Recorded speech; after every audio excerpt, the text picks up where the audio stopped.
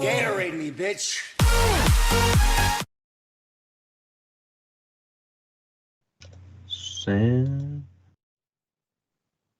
Welcome into hardcore Penn State football. Ohio State week is here. A big-time showdown this Saturday at noon on Fox. Sean will be with me in just a second to talk final thoughts about Minnesota. We have Big Ten Pick'em guest picker Nate from PSU Analytics joining us. And then we will have to talk about these Buckeyes and if Penn State has any sort of chance to pull an upset this weekend. All that and more in this week's episode coming right at you. Welcome into hardcore Penn State football. I'm Corey Listoki. With me, as always, the great Sean Kane. How are you doing today, Sean? Doing good on this hump day, Corey. Doing good on the hump day. Midway point of a big week. Yeah, it's I noticed right away on Sunday, maybe even Monday, I was like, I think we tweeted it, that definitely have different vibes to this game, even though it's not the whiteout compared to the whiteout that was last week. I mean, just there's a different tenacity in the air. There's a different vibe going into the game against Ohio State, and I felt it right away, Sean. I don't know about you. Yeah, I mean, I think I even said on the pod last week that I was kind of talking like this is another whiteout game, and it's not. But it has that feel to it, and I think it'll have a similar feel on Saturday. And I mean, there's only one whiteout, but it's the players, it's the game that's what makes the atmosphere ultimately. The fans help, and the fans are going to be rowdy and crazy, but no matter what we're wearing, it's going to be a crazy atmosphere and a fun game to be at. Yeah.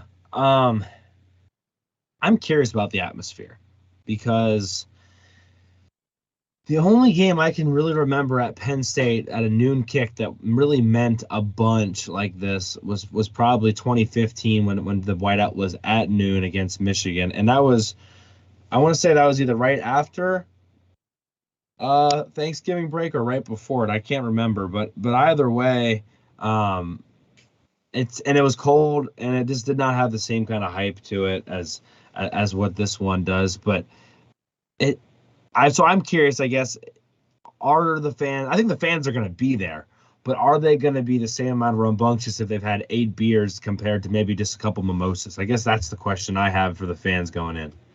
Yeah, maybe not quite that much because that liquid courage definitely helps.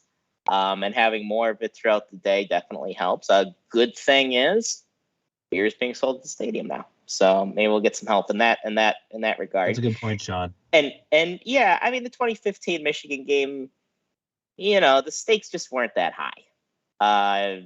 We were done by that not done, but we weren't playing for anything significant by the time that came around. It would have just been a cool win. But this one, if we win this one, guys, I mean, everything is right back on the table.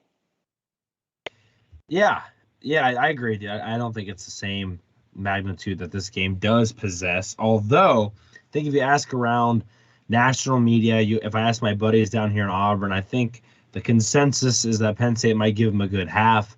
But I think most people are expecting Ohio State to win this game. And honestly, by that 15-point spread, potentially win it comfortably. We'll get into all that at some point. This is the show schedule. We're going to talk some Penn State players in the NFL in just 1 second. 2 new 5-star reviews, so we appreciate that. Sean, the Big Ten 2023 schedule was released. We'll have a couple thoughts. I don't want to dive deep into that today, Sean. I just thought we would at least mention, maybe 1 or 2 bullet points on it. Final thoughts on Minnesota. Then we have Nate from PSU Analytics joining us as the Big Ten guest picker. He's got some stats on not just Ohio State, Penn State, but he's got some stats on Sean Clifford and one of his better days against Minnesota. And then we'll talk Ohio State. We'll get some fan questions and bold predictions that you guys gave us on Twitter at HardcorePSUFB. And then we'll finish off the night with some bold predictions. Or, excuse me, with our predictions. Well, and we'll have some bold ones, too. And some bold ones. Yeah. So with that being said, hopefully that sounds all good to you, Sean. Let's go PSU in the NFL here. And another really good week. I mean, it's hard to keep track of all these different guys that keep doing great things, but I mean, it's just constantly. It's really impressive. Saquon Barkley over 100 yards again. Pat Fryermuth 8 catches for 75 yards.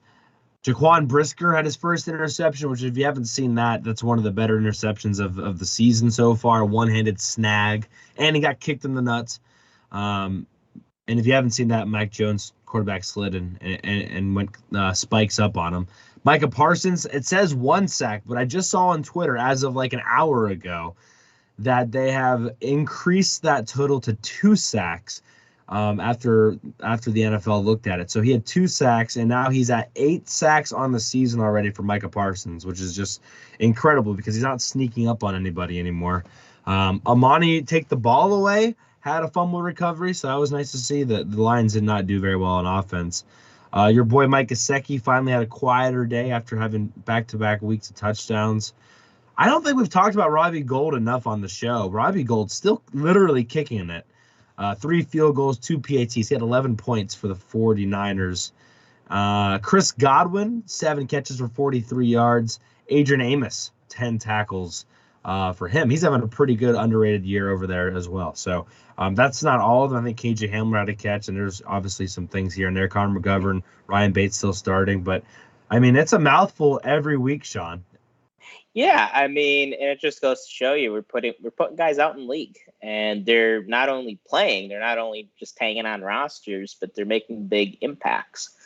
Saquon looks like one of the best running backs in the league again, and I didn't expect it. I got to be real. I mean, because he just first off he was with the Giants and he just had some bad luck with injuries, but man, he looks the same as he did before his injuries, and just love that for him. And Brisker, NFL scouts, we told you, draft this guy if you want a safety, because he's just gonna make plays. He's gonna be around the ball. He's gonna make tackles.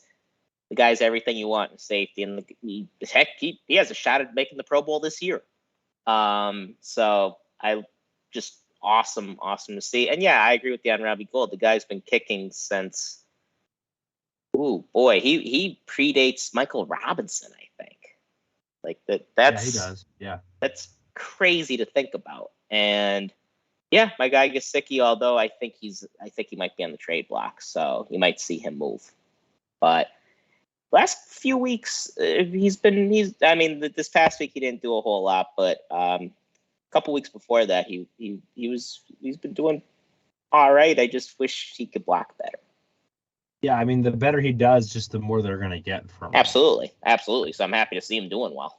Yeah, so I mean, it's cool, but yeah, yeah, that's one way to look at it. It's just amazing because there's just so many players right now for Penn State in the NFL just doing so well. Miles Sanders had a bye week, but he comes back. It's an important. It's an important week for the Eagles, but and for me since I have them in the fantasy team. But let's move on to some 5-star reviews. We have 2 new ones. Again, guys, drop us a 5-star review on Apple, or you drop us a 5-star rating on Apple, or a 5-star rating on Spotify. Let us know, and we'll send you a sticker. The last couple have not let us know, and we have not sent you a sticker. So let us know. We'll send you a sticker. We'll read it on the pod, and we'll show it on the pod as well. As it finally gets switched over there. Oh, is that Shoop the Hoop? Shoop the Hoop made it on there again? Okay, we might not have. I think that's the same one. We might. There's another one coming up in just a second. I will say there was another one. I guess I'll just have to read the other one. There was a second one that I'll read that I guess did not make it in the graphics guy did not get that one in. This one, though, is from JD091233444675. Wow. You have enough numbers? Hopefully it's not like his social security number or something. Is that the right amount of numbers? I think it's too many. I don't know. I think it's that's probably a couple too many. Or we just gave out identity theft is not a joke, Jim. Anyway, 5 stars, great Penn State football podcast. I listen to all of the PSU podcasts. You guys are right up there with T. Frank in terms of breakdown, but don't feel like you're trying to get the podcast over with. Keep up the great work. That's some freaking high regard to Blue White Illustrated, or I guess On 3 technically. Some love there. Thank you for that. Yes, We really thank you very appreciate much. that. Yeah, we definitely don't feel like we're trying to get the podcast over with because well, we tend to go for a little bit if you guys haven't picked up on that yet. Yeah, we like to get into things a little bit. Let me see if I can find this other one real quick. I know, let's just do it this way. And we'll at least read it. I actually think that one made it into the highlight. We had our 5-star highlight, like the little video that plays on loop. And I'm pretty sure it's in that already, but it just did not make it onto the graphics. Anyway, this was from, I guess we only have one new one. I'm sorry. Shoop to Hoop. We got Shoop to Hoop on Sunday, right? Yeah. Okay. I remember talking about Bob Shoop. Yeah, that's right. So we're good. We're caught up. I just didn't put those 2 on Twitter, so that's why I thought there was 2. So, okay, we're all good on those. Anyway, 5-star reviews on Apple. We're at 85. The goal was to get to 100 before the end of the season. So I think we're halfway through the season. We only need 15 more. So like 1 per episode will probably get us there. So we appreciate that. And yeah, I think we're good there. Sean, final thoughts here on Penn State, Minnesota as we wrap up Penn State, Minnesota. Yeah. And if there's any plays you want me to show, let me know and I can throw them up there. Okay. Yeah. Important win. I think when we look back at this season, regardless of what happens on Saturday, it's going to be looked at as a key win, not just for the season, but maybe as the program as a whole. Because imagine if, God forbid, and thank God it didn't happen, we lost on Saturday. I mean, the whole atmosphere going into this week would be hopelessness and just bad juju going in. And that's not what happened. The team responded in a big way, bigger than anybody that I saw expecting, including, I think my co-host here is very optimistic in general. Paul Clifford is an optimistic guy, and they were seen as having not out there predictions, but as having very, very optimistic predictions. And we smashed those. I mean, and you got to give the team and the coaching staff a lot of credit for regrouping, not panicking, and beating a team that's a little beat up and like the way you're supposed to. And they put on a good show for the fans that were there at Beaver Stadium. And everybody left having a good time. So big credit to everybody involved with the program, and you love to see it. You love to celebrate good wins, and gives us good momentum going into this game.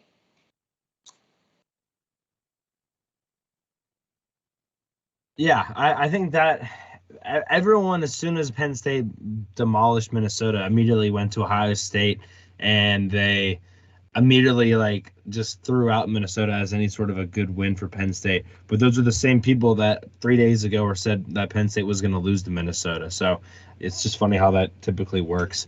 And if you're on YouTube, let us know what your final thoughts are on this game. I thought you hit it right in the head. I think it was a huge win at the end of the day. People are going to take that and be like, oh, my God, how is that a huge win? We should be beating Minnesota every time. And that's undermining what the importance of this win was as far as having a chance to beat Ohio State, having a chance to go 10-2. You can't look at it in a vacuum. So it was a big-time win, and one that sets up nicely because, like you said, Sean, I think you said this on the last episode. If we were trying to still have this quarterback competition, controversy, discussion heading into the Ohio State game, I think it does the team a huge disservice. So the fact that Sean Clifford came out and played the way he did, I think settles everyone down a little bit. And I really think that was an important thing that happened. Not just Clifford playing well because they needed that to win, but because now it at least gives them a chance to no distractions and to refocus on just beating Ohio State unified if there was any sort of dissociation there. So big time, Sean. I want to talk. I don't necessarily want to talk about it very much, but I thought if you hadn't seen it, you need to go see it because it was really funny. If you didn't laugh at it, to be honest with you, I don't know what to tell you because I thought it was hilarious. I showed it to Maddie. She thought it was funny. But at the press conference on Tuesday, James Franklin says, hey, just want you guys to know that Sean Clifford won Offensive Player of the Week in the Big Ten.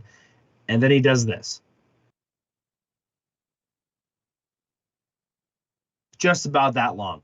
And if you're listening only, I just paused. It wasn't the end of your podcast cutting out or anything, or your Wi-Fi being bad.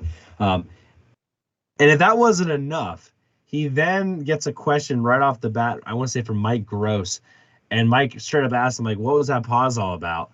And Franklin jokingly is like, "Oh, I think it was just your Wi-Fi." It was just chef's kiss, beautiful. I thought it was funny. I thought it was clever. It's the way you want to joke with the media that's covering you week in and week out. It wasn't a serious thing, so don't be like, what's he bragging about? Sean Clifford's in his 6th year, about time. Don't go down that rabbit hole. Have fun with it. Enjoy these things for what they are. And at the end of the day, the only thing you should really be taking out of that is the fact that he's defending his quarterback and he's a player's coach. Any recruit in the country, any player in the country wants to see their coach go to bat for them like Franklin did for Clifford. Franklin is a master with the media. He kind of reminds me of Phil Jackson in some ways for you NBA fans. Like, he always knows how to pull strings and how to spin things in a certain way, and he could do it subtly. And that's what he did on Tuesday. I laughed. I mean, as soon as it happened, the group chat that we have, I think we all texted it at the same exact time. Like, did you see that? Did you see that? And yeah, and it was just because, you know, if you're on the internet, if you're on a message board, if you're on Twitter, if you're on Facebook, I mean, this has just been the controversy of the year. Of the year, not just of the week, but of the year. And it hit a high point after the Michigan game. And let's be real, if we lose to Ohio State this week, it'll happen again. Maybe I'll even change my mind. I don't know. But it hit the high point after the Michigan game. And Franklin, to his credit, stuck with Clifford after throwing a bad interception to start the Minnesota game. And Cliff balled out. And I think it was Franklin's way to say, like, I made the right decision here. I see these guys every single day. You, the fans, don't. You, the media, you guys don't either. And just kind of trust me on this. Trust me that I'm playing the right guy and I'm trying to win right now. And really, I don't care very much about 2023 or 2024 at this moment. So I thought it was a good moment for Franklin. I thought it was a good moment for Clifford because I'm sure him and his family really appreciated it. Yeah, Sean, I think that's the right way to look at it, right? As I just realized my computer wasn't plugged in. And so that would have been awful. And we almost lost the whole stream, so I apologize for that. I think that is the right way to look at it. And I think a lot of the times, like you said, a lot of that stuff goes over your head. Or goes not over our heads, but sometimes even our heads, but it goes over people that just look for the sound bites in his press conference. You miss some things if you just go for what's on Twitter that people pick up on. If you actually go listen to the press conferences, you pick up on things. He's very good with how he uses his posture, how he articulates, how he inflects certain points to get across what he actually means. So shout out to 112 Lionheart for being here. Appreciate you being here. Yeah, I don't want to dwell on it for too long, but I thought that was worth at least mentioning. Just a couple other notes. At practice today, Chob Robinson was suited up, and practicing, so that's a good sign. And Franklin said he hopes to have him on Saturday. I feel like that's a little bit of coach speak there. I'm just full speculation, but I think you're going to see Chop Robinson play. Landon Tangwa, left guard, Landon Tangwa, and running back Kevon Lee were not seen. Again, that doesn't necessarily mean they weren't there, but they were not seen. Kevon Lee wasn't seen last week either, but he still warmed up before not playing. So I'm guessing it's an injury with Kevon Lee. That's kind of why he came out in a Michigan game. I wouldn't read too much into it. People are saying maybe he's going to portal. I don't think that's it, but I could be wrong. I wanted to bring up those 2 points. Franklin mentioned Bryce Effner, which I wanted to talk about a little bit more myself. But those are basically the main points from Franklin this week. Dom DeLuca was a special teams player of the week. Curtis Jacobs was the defensive player of the week. Obviously, Sean Clifford was the offensive player of the week. Sean, I did want to just show a couple plays here. This will be on Twitter. I did another late night film breakdown. You can catch all of that on Twitter. When we post this episode, it'll all be in the same thread. It will be the podcast. It will be the pick'em, which you guys need to go do the pick'em. I saw not a lot of people have done the pick'em yet, and then it will be that late night film sesh.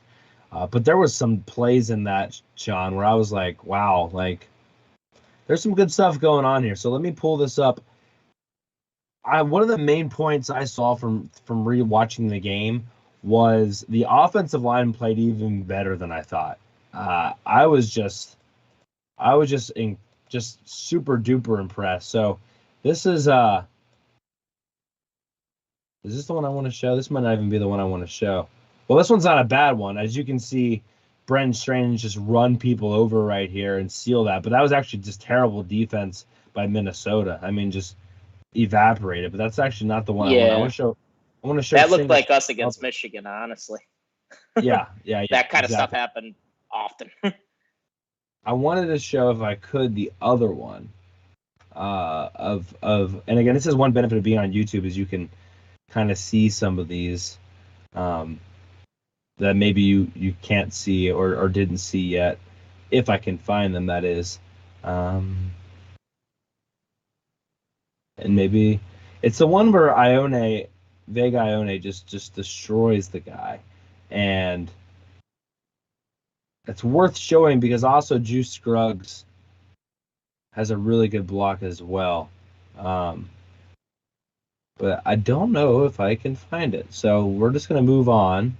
If I find it later, I'll show you it. There's another one I really wanted to show too. I think this one does a pretty good job of showing what Juice Scruggs and company can do as well. This is actually the Norzad one. So Hunter Norzad here just drives that defensive tackle 4 yards off the ball. That one impressed me a bunch. Again, one more time, just completely pushes that guy off the ball, creates the hole. Olu does a good job on the left side as well. I just thought that was very impressive. There's another one here, again, Katron Allen hole. This one was also just as impressive. This one really, Juice Scruggs kind of getting to the next level. That was really impressive. I thought Norzad and Scruggs played really well together. And I thought there was multiple times, Sean, where they were going to combo blocks and then getting to the linebacker with ease. So I was impressed with those guys. Yeah, I thought the interior of the offensive line played well the whole game. And I mean, you're seeing really this past game why Olu Fashanu is getting in the draft type that he's getting, because he's just so good in both the pass and run game. And yeah, I know exactly the play you mean with Vega Ione. I could see he's going to get a lot of playing time next year. And Franklin actually mentioned him at the press conference, how impressed they were with him. Oh yeah, here it is. So yeah, Singleton does a great job just moving through that hole right there. Ione, I believe he's at right guard, and he just rolls his guy down. And Drew Scruggs does a great job clearing out his space as well. And when you have a guy like Nick Singleton, they're not going to catch him. So beautifully executed run play. Yeah, I would say this, Sean, to be honest with you. If they can run like that inside the tackles, I think they could be in really good shape against Ohio State. Ohio State's got fantastic edge players. Not a lot of people are going to be able to get to the outside on them. Singleton will do a decent job of it, but their edge guys are some of the best. They're like 4 deep on like 4 or 5-star edge guys. Like they're all fantastic. But their interior isn't as impressive. And I want to like reiterate, all of Ohio State's team is very impressive. But I think there is some room on the inside where maybe they're not as strong. And again, that's kind of how Michigan was able to beat them last year. It's not easy by any stretch of the imagination, but I think if you're trying to do it anywhere, I think that's where you could have some success. So, yeah, I'm thinking maybe Katron Allen right up the gut might be one of your best bets. Here's another big run by Allen. Again, I love this one because Omari Evans, if you watch Omari Evans on this one, from the receiver at the bottom of your screen, he gets all the way up and is blocking the safety. Doesn't really end up, but like just that kind of hustle play like that, Sean, to me was very impressive. And I think that's Bryce Effner getting to the next level as well. Just love that. Love that energy. If your linemen are blocking that far downfield, that's a good sign of a healthy offensive line. Yeah, absolutely. And for reasons that are pretty easy to explain, it means that they're just getting it done at the first level, and then they're able to advance, and that opens up bigger runs because you have big guys running at smaller guys. And then the thing that really opens up big plays a lot is the receiver blocking. And to have a true freshman who probably never blocked before because he was a high school quarterback, going and finding the safety and blocking, I mean, yeah, that's the type of thing that opens up huge runs.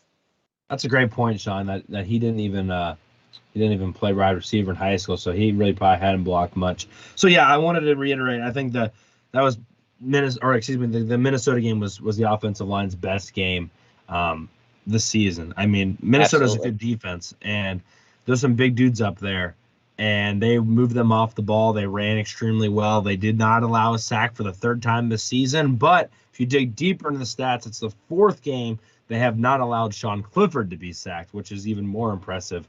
9 sacks on the year, only given up 20, which is 23rd best in the country. Lionheart says Ohio State isn't going to let those tight ends run freely like Minnesota did. That's a good question. And Andrew Redding, who I believe is Dorito, says Katron Allen is going to be the key yet again, especially early in the game. Couldn't agree with you more, Dorito. Couldn't agree with you more.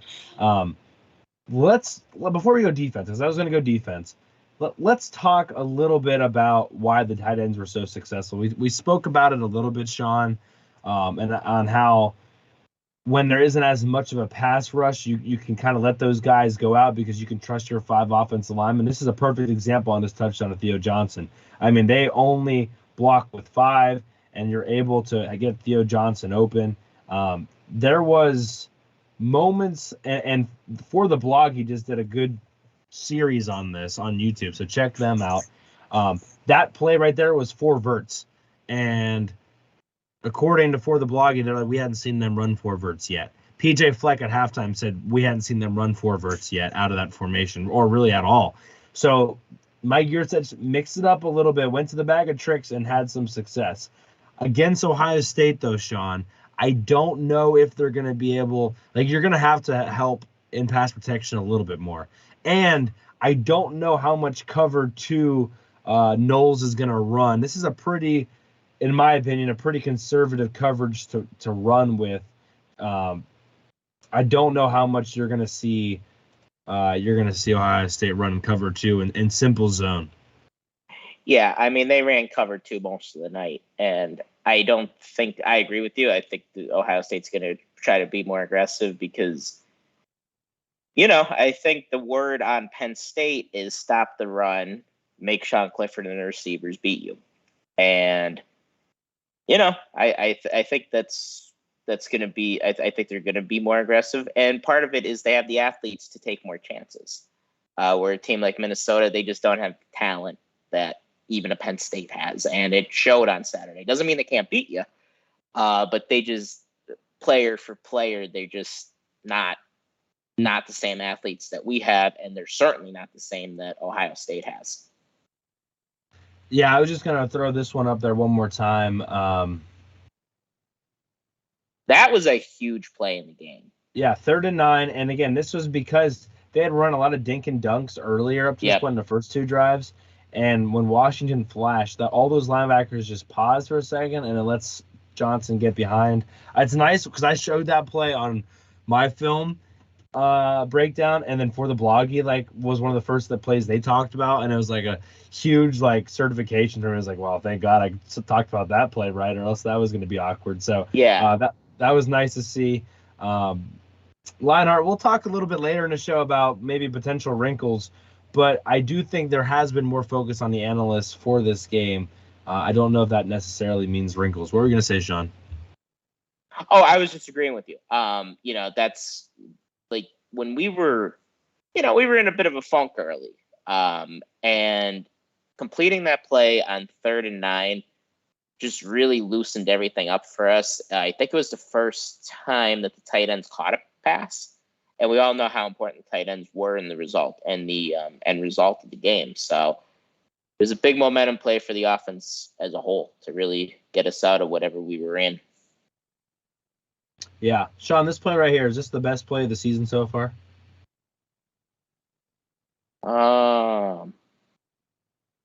I mean, some of those runs at Auburn, maybe, but what makes this cool is it was the first time we saw it all year. We've seen Parker Washington make circus catches before, and I think we got a little pushback on Twitter when we said something in the effect of Ohio State has a bunch of guys that make catches like this every week. Well, this was the first time all year that we saw Parker Washington or any of our receivers really going up and getting the ball. And if we could add that to our offense with Nick Singleton's running ability and Kaytron Allen's, look out, because this could become a way more potent offense. Yeah, this was the first time we saw it this year. I mean, there was one catch by Tinsley in an Auburn game that was close to that on the sideline, but nothing compared to what we're seeing right here. And they're going to need to be able to do this against Ohio State because there's going to be some one-on-one opportunities against Burke, one of their corners. I mean, they got some good safeties in Proctor, Ransom, McAllister. So it's not going to be an easy test, but it's nice to know that they have this in their toolbox still. And you need to make those plays against Ohio State. You absolutely have to make those plays. And 16, 17, 18, we won 16. We were in it 17 and 18. We made those plays. And if you're going to be in it, got to do it, because dinking and dunking, it ain't going to work against these guys. They're too good. Yeah, I agree with that. I mean, you're going to have to find a way. I really hope that we see a similar game plan as far as what they did against Minnesota early. We talked about the third 3-and-outs weren't the same in the Michigan game they were in the Minnesota game. At least Yurcich did mix it up. The result was the same, but again, Tinsley should have got the first on the one, and then again, even in the second drive, like, they were at least trying to throw the ball instead of just running right into the teeth of the defense. So let's switch to the defense real quick. We got about 10 minutes or so until Nate from PSU Analytics joins us. One of my other points I wanted to make, I wanted to highlight Effner, Norzad, Juice Scruggs. The linebackers played well, Sean, but when I went back and watched the film, they still probably had their best game of the season, but it wasn't as good as I thought it was. And this is one of their worst plays, in my opinion. Tyler Elston and Abdul Carter. I don't really know what they're thinking, to be honest with you, but neither one of them decides to take on the block. No one decides to own their gap. They both run outside of their respected blocks and just leaves a huge hole in the middle. I mean, that could be a touchdown to that Stravion Henderson. So you can't really let Ohio State running backs get that much space, and I still don't really know what exactly happened on that one, Sean. Yeah, that's, like you said, it doesn't really look like they were. It looks like they might have got lost a little bit, and then they got washed out of the play. And like I said, you can't, when you're playing against the upper echelon of the schedule, and Saturday might be the upper echelon of the schedule, no pun intended with the Ohio State University, that how much did he get there? He got 12 yards. That could be 22 yards or 32 yards. And loses he games. It kills momentum, any kind of positive momentum you have. And again, something about Ohio State, even though they're different styles than Michigan and Minnesota, they're very reliant in staying on schedule. They run a lot of tempo. They when they get you on their heels, when they get a team on their heels, I mean, they just bludgeon you, and they have multiple ways to beat you. So you can't have plays like that. Yeah. You can't, I mean, to be fair, that did not happen very often. I think that might have been their longest. No, they were very, very good the whole night for the most part. I wanted to show this one. I don't really know what happened still. Sutherland comes flying in for pretty much no reason. Adisa Isaac gets pushed down. Sutherland literally gets washed all the way to P.J. Mustipher, who's the backside defensive tackle. Don't really have to worry about the read option too much, Sean, against Ohio State. Stroud is not even as good of a runner as Kalanimakis. Ethan Kalanimanis. Was it Manis? I don't know. Whatever his name was. Andy Milanakis, I don't know. He wasn't a bad quarterback, honestly. I thought he did some decent things. Yeah, you could see some talent with him. He's a very good athlete. And if I was Minnesota, I don't know why they didn't run him more than they did. That was the thing that we had the most trouble with the whole night. Right. On defense. Yeah, no, that was kind of puzzling. I think that's pretty much all I wanted to really show. I'll show the sack just because I thought it was a cool play. And I think they're going to have to do this kind of stuff a lot. If I pause it right here on the sack, it looks like straight up cover 0. They bail. And they run these delayed blitzes a lot, Sean, where Abdul Carter is going to come in here on a blitz, which, by the way, I think Dennis Sutton and Adisa Isaac end up farting in the same Coke bottle at this point. And they're lucky that it didn't matter because I guess I don't know who that is on the other end over there. Because I think that is Carter, I think. Yeah. Carter came on the right tackle spot and beat his guy. But I thought there was someone else that came in late here, and it looks like ends up taking the running back. But if they don't take the running back, maybe I'm thinking of a different play. I don't know. Regardless, if Carter doesn't beat that right tackle, this actually might be a completion for Minnesota. There was otherwise no pressure on him. So Listoki is not a Greek name, Lionheart. Regardless, I love this play. But this is the kind of stuff they're going to have to do against Ohio State over and over and over again. Mix it up, look, cover 0, and then go to – I don't even know what coverage this is. If you pause it here, it looks like it could still be man. But then Dixon actually doesn't go with the cross route. He actually kind of plays like a robber, and he's hoping his crossing route comes over right there. If you look at the top left, he's hoping that ball gets thrown and it's a pick. And then actually the underneath stuff is picked up by Brown. So – I think it was some sort of zone, or maybe just man, and they passed that off. But maybe they're just passing off the robber responsibilities because then Dixon's going on the robber. So, anywho, that's kind of how that worked. I see that we have our guest here. Hey guys, how's it going? And we're happy. Hello. Well, we're just talking Minnesota. Nate from PSU Analytics is here. And we're ready to.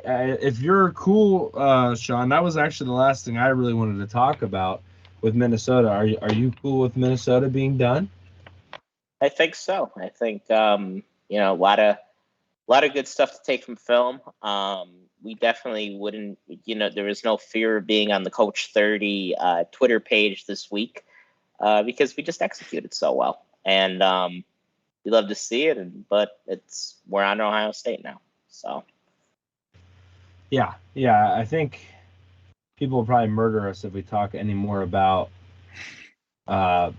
Minnesota for any more time with what we have coming up here. So, Nate is here to talk to talk Ohio State, Penn State, but also to talk a little bit about what Sean Clifford did against Minnesota, and not the Sean that we have in the pod, but Sean Clifford.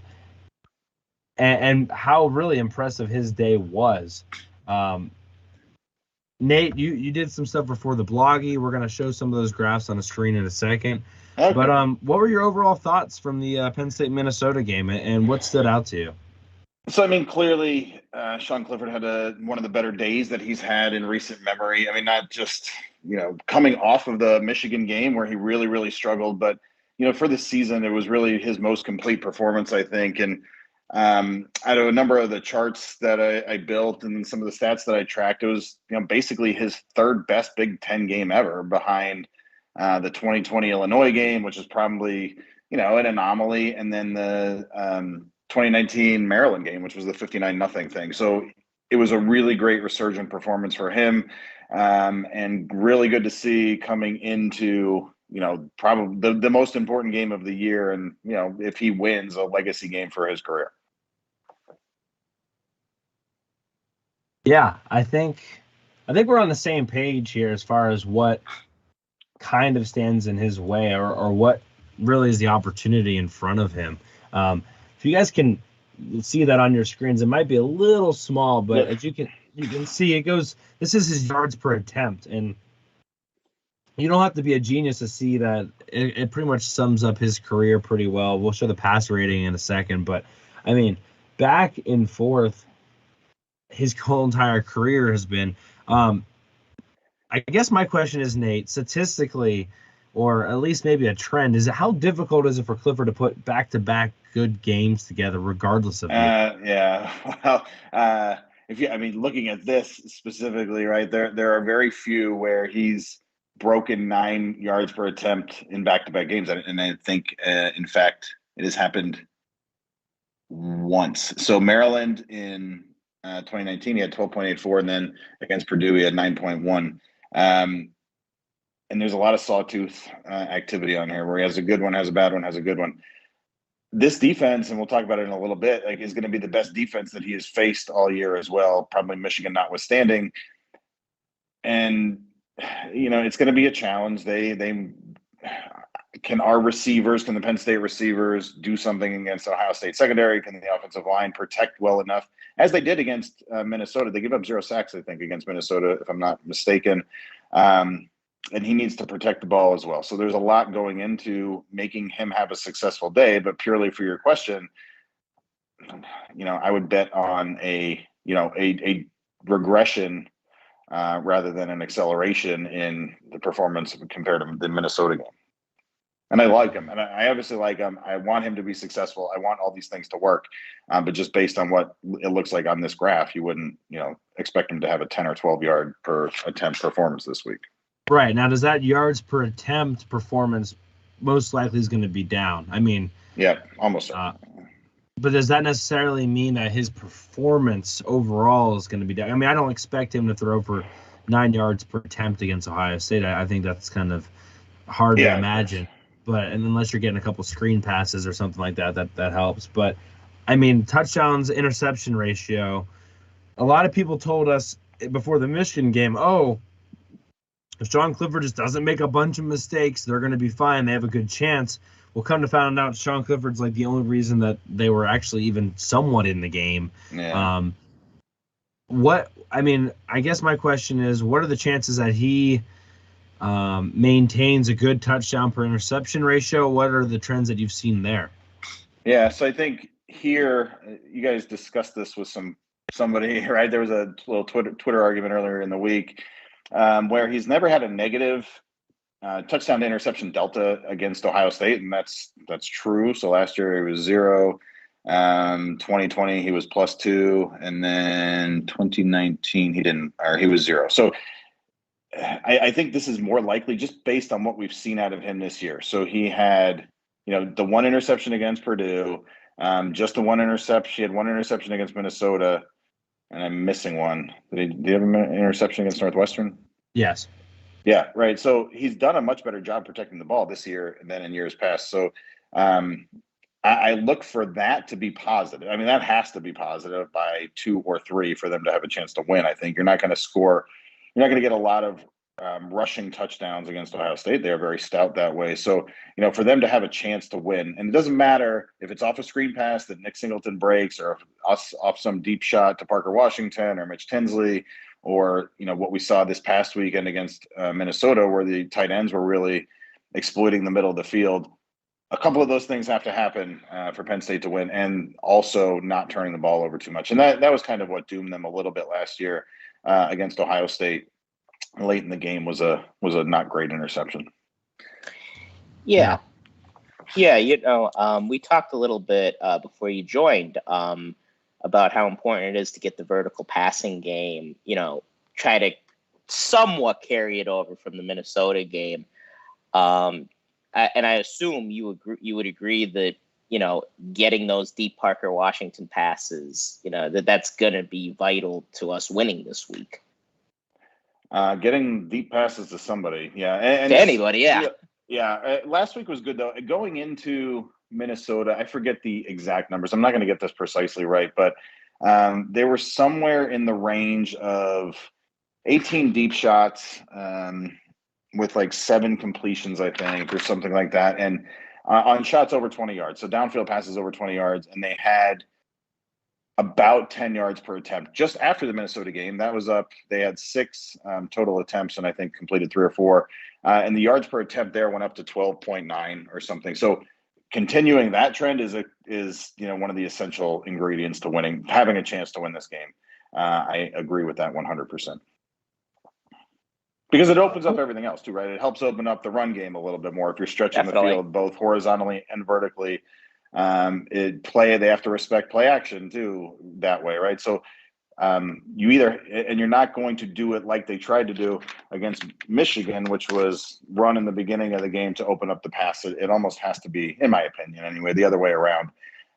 If I may throw in a quick plug here, we just finished our Booze, Bets, and Ball podcast with Alec and Tyler, and this is precisely what the guys were talking about over there too, is finding ways to catch Ohio State defense off guard, making the defenders think just a hair longer to, give Penn State more opportunity to either, break a long run or get receivers slightly more open than they were against Michigan, at least. Yeah. Right. No, I think you're going to have to find a way either, any way you want to slice it, you're going to have to find a way. I guess my final question on Clifford is, of all the inconsistencies that he seems to possess, the passer rating, when you look at the numbers, it's pretty steady Eddie from now all the way from when it was in 2019. What's the best way, I guess, to know if Sean Clifford's having a good day or a bad day? If you just had and I know it's kind of putting you on a spot, but what for Clifford, we have all these, I guess samples now compared to most quarterbacks we get in college football. How do we judge him? It's not fair to judge him, I think, if we're going to compare him to CJ Stroud, but if we're trying to judge Clifford for who he is, what's a good day for Clifford and what's a bad day? And what statistics would you use to measure that? So in the moment, I've watched enough of him to know that in the big games, and Auburn this year to me is a perfect example. Auburn last year was a good example. Ohio State last year, Iowa in 2019. When he is engaged with the offensive line and telling people where to go and making changes at the line and running, frankly, the play clock down towards the end, but making sure that everybody is in the right position as they should be before the ball is snapped, he is doing really well typically, right? And Auburn this year is a tremendous example of that. And Auburn defense isn't nearly as good as what they're going to face this week, but you saw that time after time. He was just in charge and in command the whole game. Following the game, right? If you look back on him statistically, a breakout like this on passer rating is pretty unique, right? Because like you said, it's been pretty steady this season, and then fell off a cliff with Michigan and even Northwestern, but that's a little bit of an anomaly.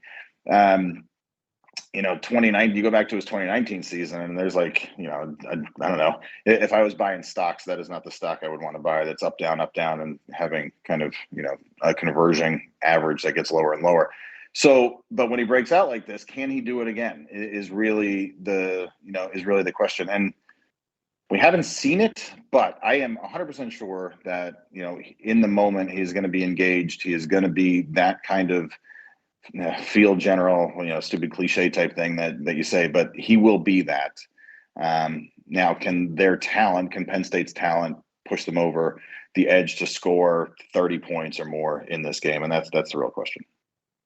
Yeah, I think you summed it up well. There's a lot of people that are subscribing to the idea that I don't want to talk QB controversy, but let's just say that Franklin's on board with the idea of Drew Aller gets to start the rest of the season, assuming a loss on Saturday. And this is Sean Clifford's final game. Do you put any sort of statistical relevance into, I don't know, an anomaly where he does have back-to-back good games? Is there anything that could give you Penn State fans some hope that this guy that's been around for a while is just going to – maybe he's always had some sort of sense to playing it too perfect or maybe even playing too conservative, and he's just going to come out slinging, and it's just all going to be perfect. Is there any way that that's possible on Saturday? And if so, I guess, do you believe it? I want to believe it, right? But I don't know. Yes, Genie, there is a Santa Claus, or however that goes. I want to believe it, and I think we have seen it in the past. Again, last year at Ohio State, they were in that game till the end, and they probably should have won that game. He's been in tough environments before in Iowa 2019. Let's see, what else? I mean, Auburn this year, which again, maybe discount a little bit. Auburn last year, that game was tough as hell in 2021 in the whiteout, and he has done it. He hasn't done it a lot consecutively, but he has done it. Michigan 2019. So he has it in him as a human to execute this, and I believe that he can. Do I believe that he will? I don't know. We'll talk about it during picks, right? But But also there's so much more than his performance that is going to dictate the outcome of this game. And that's another thing that I think people get really hung up on. I wrote about him because I think he deserved it, and he absolutely earned the success in the Big Ten Player of the Week that he got this week. But Penn State winning this game is not solely going to be on Sean Clifford. And if Penn State loses this game, it's not, as sure as hell's not going to solely be on Sean Clifford. There are so many other factors that are going to go into that. So I think he can have an excellent game and they can still lose, right? Basically. Yeah, do you mean to tell me football is a team game? Oh gosh, I believe that, right? You guys, all about quarterback. Yeah, I know. I was watching you guys before, and you break down John Sutherland went here and all these stuff, and all these things matter. And I think people tend to simplify it too much because they see Justin Fields excel at Ohio State as a sophomore, and Trevor Lawrence come in after 4 games and lead Clemson to a national championship. Quinn Ewers this year is really good. People that can do that are generational, and Drew Aller might be amazing, but you're not going to throw him in this week and expect him to do better than Clifford. I don't care. That's insanity to me. Yeah, and people are going to think we paid you to say that, but there's no change in currency on that one. Well, let's talk Ohio State, Nate. I mean, you can just, if you Google Penn State, Ohio State right now, you can see all of the picks going in Ohio State's favor. People love talking about the Ohio State offense and how much better the Ohio State defense has been. I know you guys just put up an article on For the Bloggy that you helped with, and you talked about how much better against the average this defense is for Ohio State, and even for Knowles' defenses in his career, this Ohio State defense is doing some really good things. But maybe when you hear, at least for me, when I hear all this noise, it almost becomes hard to really know how good they are, because it's just white noise at this point. Nothing really sticks out to me. So I don't know what you have or what you want to talk about, but why, I guess, is this Ohio State team so good, or how are they this good? So offensively, we'll start there a little bit. And it's coincidental, I guess, that on my numbers anyway, Ohio State has had 83 possessions, and Penn State has 84 possessions for the season. So that's really good. just as perfectly symmetric there. So let's start with scoring. So I do everything on a per possession basis. Ohio State scores 4.2 points per possession, and Penn State scores 2.7. So the difference there over a game is like 15 points different or something like that, right? So it's just if Ohio State scores their average and Penn State scores their average, Penn State is losing by 2 touchdowns. Not to take into account, how much better the Ohio State defense is versus, some that Penn State has played, and probably how a little bit worse that the Penn State defense is compared to Iowa, for example. You guys talked about this today. Ohio State scores 6.4 points per red zone possession. Penn State, this is a place where they're pretty good, and they are well above average nationally at 6.1. This is an example of a place where Penn State is probably, I don't know exactly where they sit nationally. I'm going to guess like top 20 nationally, and they're still behind Ohio State, right? So the thing that Penn State does best, which is scoring touchdowns in the red zone, they're worse than Ohio State is. Touchdowns outside of the red zone. So this is a stat that I've developed as looking at explosivity. So for every touchdown they score outside of the red zone, they get 7 points, basically. So, 14 touchdown points out of the red zone would be 2 touchdowns per game. Ohio State has 16. So they're scoring about, close to 2.5 touchdowns outside of the red zone per game, and 33 red zone points per game to get to their 49 total points. Penn State is scoring 1.1 or 1.5 explosive touchdowns per game and 3 red zone touchdowns. So again, like Penn State is well above average, and they're worse than Ohio State. So, contextualizing that way, I think just to show where Penn State is really, really good and still miles behind Ohio State really stands out to me, I think. Yeah, that Oh boy. And defensively, it's worse. I mean, it's worse, but it's similar, right? Like offensively, I think the one surprising thing offensively that I just noticed is, and this can get Penn State in a lot of trouble this weekend, is that from a standpoint of tempo, they both hold the ball for about 30 minutes a game. They're halfway decent in terms of time of possession. Penn State runs 2.3 plays per minute of time of possession, which is my tempo metric. Ohio State is 2.1. So, over 30 minutes, that adds up to Penn State trying to run more plays. But if they are running more plays and completing 60% of their passes and not running the ball effectively, they're going to get chewed up because they're going to hold the ball for no time, and the defense is going to be on the field all game. So that's a place where maybe, if you can get away with it, and Yurcich does do a good job, I think, of running tempo when the offense gets some momentum and then kind of pulling it back in the start of drives. They have to play that very carefully because, you get 1 first down and then you go 3 and out thereafter with 3 incomplete passes. You're not giving your defense enough time to rest. And you see that with Iowa last week. Iowa couldn't do anything offensively, and they were toast, right? So that's a place where you want to be aggressive as the Penn State offense, and you want to run tempo where it makes sense, but you can very quickly get overwhelmed and put, your entire team in severe jeopardy. So there you go. There's happy time, man. Oh man. Yeah, there's a very clear path, in my opinion, for the avalanche to happen, right? Yep. I mean, it's pretty. The path was already kind of clear by what Michigan was able to do.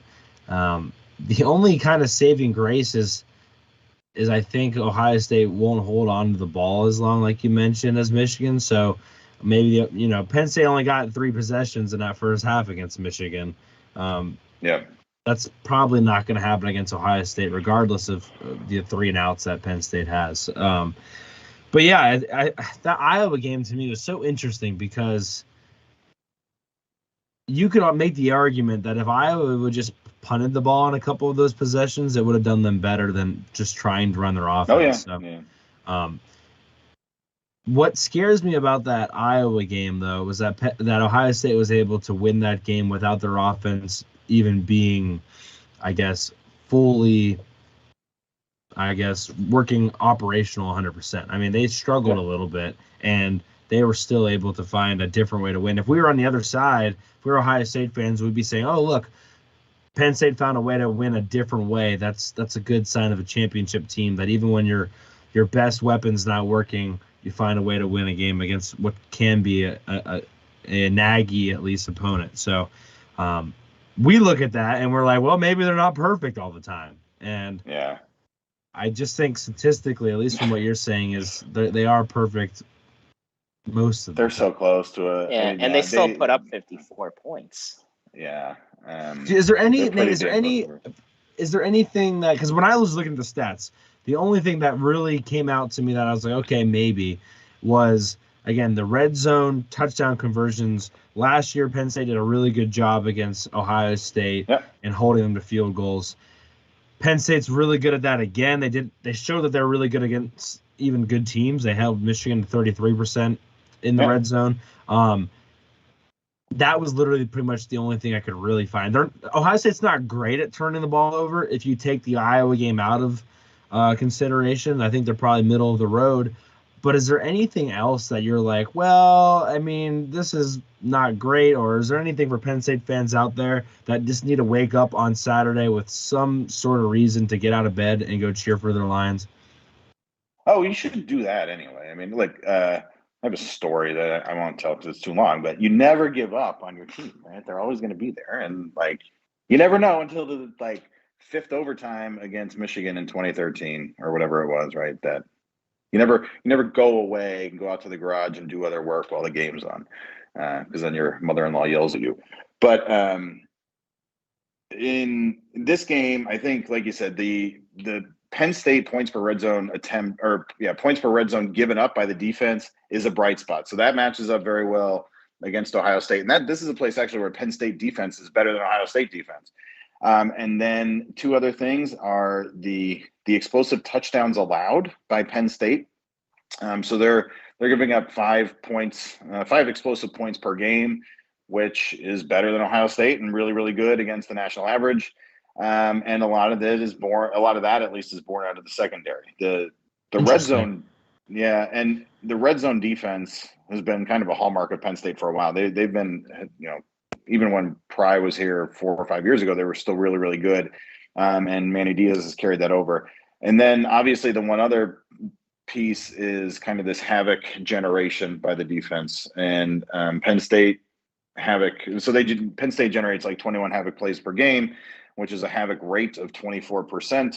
Ohio State generates only 14 havoc plays per game, but they're on the field for 16 plays less than Penn State. So their havoc rates are about the same. But Penn State, Joey Porter Jr., Jair Brown, Zachy Wheatley, the secondary, Caleb King, have done a tremendous job in pass breakups. And these, when you're covering, 2 or 3 or 4 future first-round NFL receivers, we're going to see what this secondary is really made of and how much money they are going to make this weekend if they can, generate a bunch of pass breakups or a couple of interceptions and keep the explosive touchdown rate and the long pass rate down. I think, that is a real hinge in this game, is how well Penn State's secondary and, frankly, their edge rushers managed to put pressure on CJ Stroud. So if we're getting pressure on CJ Stroud and they manage to lock down, Marvin Harrison, who Joel Klatt said is going to be the best receiver in the NFL in 3 or 4 years, then Penn State has a chance. That surprises me about the explosive points per game. You don't really think about it. Those 2 runs against Michigan will probably be seared in my brain for a couple more weeks. But you're right. When you outside of those 2, I don't really know if they've given up very many big plays. So, for points at least. So that's a good point.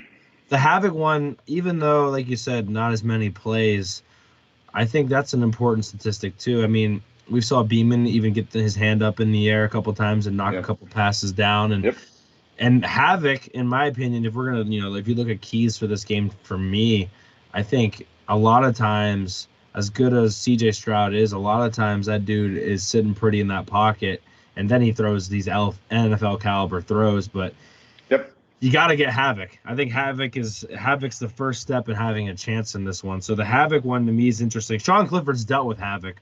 Sean Clifford's middle name is pretty much Havoc at this point. So yeah, I think if you go ahead. Sorry. No, I was just gonna say, I mean, the one, the place where where Penn State is really killing it, though, is in the pass breakups. I forget what they're at right now, like 9 a game or something like that. And they're not quite generating the sacks that you'd like them to see still. They had a couple of games there after Purdue where Auburn was one where they had a few sacks, and Ohio. But that has to come back. Having Chop Robinson come back this week, having Dennis Sutton play more last week, I think these are good signs. But they got to find pressure off the edge, and Abdul Carter, Curtis Jacobs, corner blitzes, safety blitzes. All these things have to be on the table, and they, like you said, they have to disrupt CJ Stroud's night or day and happiness in life for 3 hours at least. Absolutely. Yeah. John, what you got? So I assume you like moving Curtis Jacobs back to the Sam and then playing Abdul Carter at the will at the same time, putting him on the field at the same time. As it looks like 99% of Penn State fans have liked that move. Does Abdul Carter worry you in pass coverage? Yeah, what was it? Yeah, Northwestern. There's seared in my brain where, I mean, I think that's young guy stuff, though, too. It is. I mean, it is. He's athletic enough, and each game he's learning. So a couple of games have gone by since then. But who's he going to cover, right? Stoker. Right? I mean, Stoker's a mismatch for him. He's sure as hell not covering any of the wide receivers. So Travion Henderson or the tight end, right? That's kind of what you got. But if Jackson Smith and Jigba's playing, you gotta have you gotta have really good cover corners out there, because otherwise you're gonna get smoked. All right, so you got to play nickel at least, I guess, or something. But yeah, I think I wanted to point out the sacks right now, and I just can't believe this. I mean, Dennis Sutton's still leading with 3, and then who would have guessed that? Well, first of all, that Sutton would be leading, but then in second is Johnny Dixon with 2, and then Abdul Carter with 1.5, and then everyone else just has 1.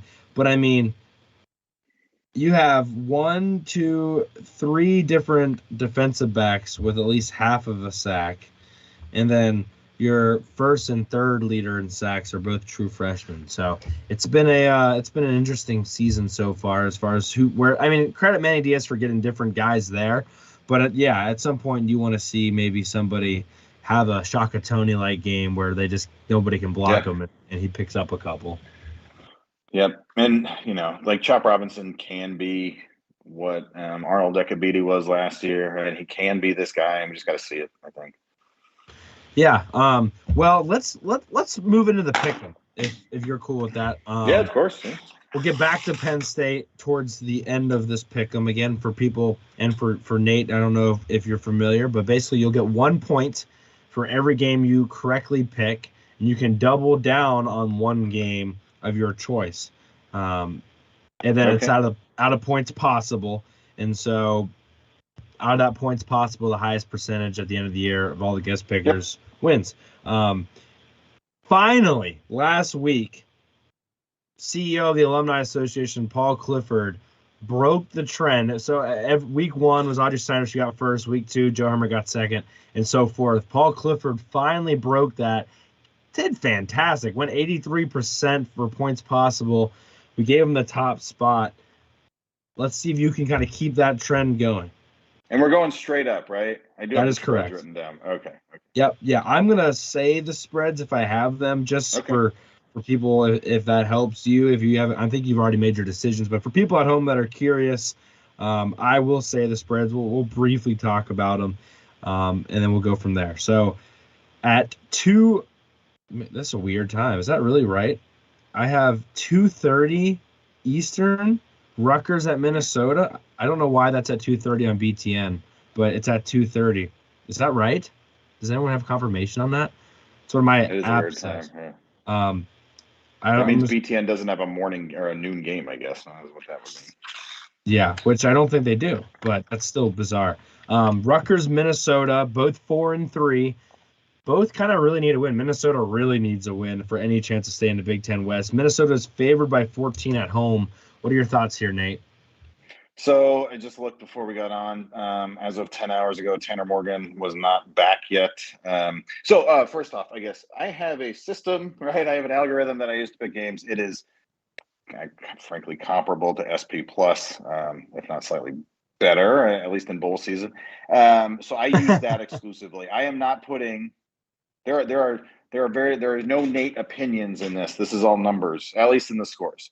We would want no other from PSU Analytics to be using analytics to make their pick. So I got Minnesota 29, Rutgers 18. I think, if Tanner Morgan plays, I am much more confident in that. But having watched a little bit of Rutgers, they have no offense. Minnesota, Rutgers defense is decent, but Mo Ibrahim, they're going to get him 100 yards, hell or high water, right? So and if Tanner Morgan comes back and plays, I think they roll. By the way, SP Plus is for the longest time was like loving on Wisconsin for way too long. I was gonna say something else. Sean, what were you gonna go with this pick, or have you made your mind up for this week yet? Yeah, I'm actually going through the picks right now. And I agree. I would pick the Gophers to come out victorious over the State University, New Jersey.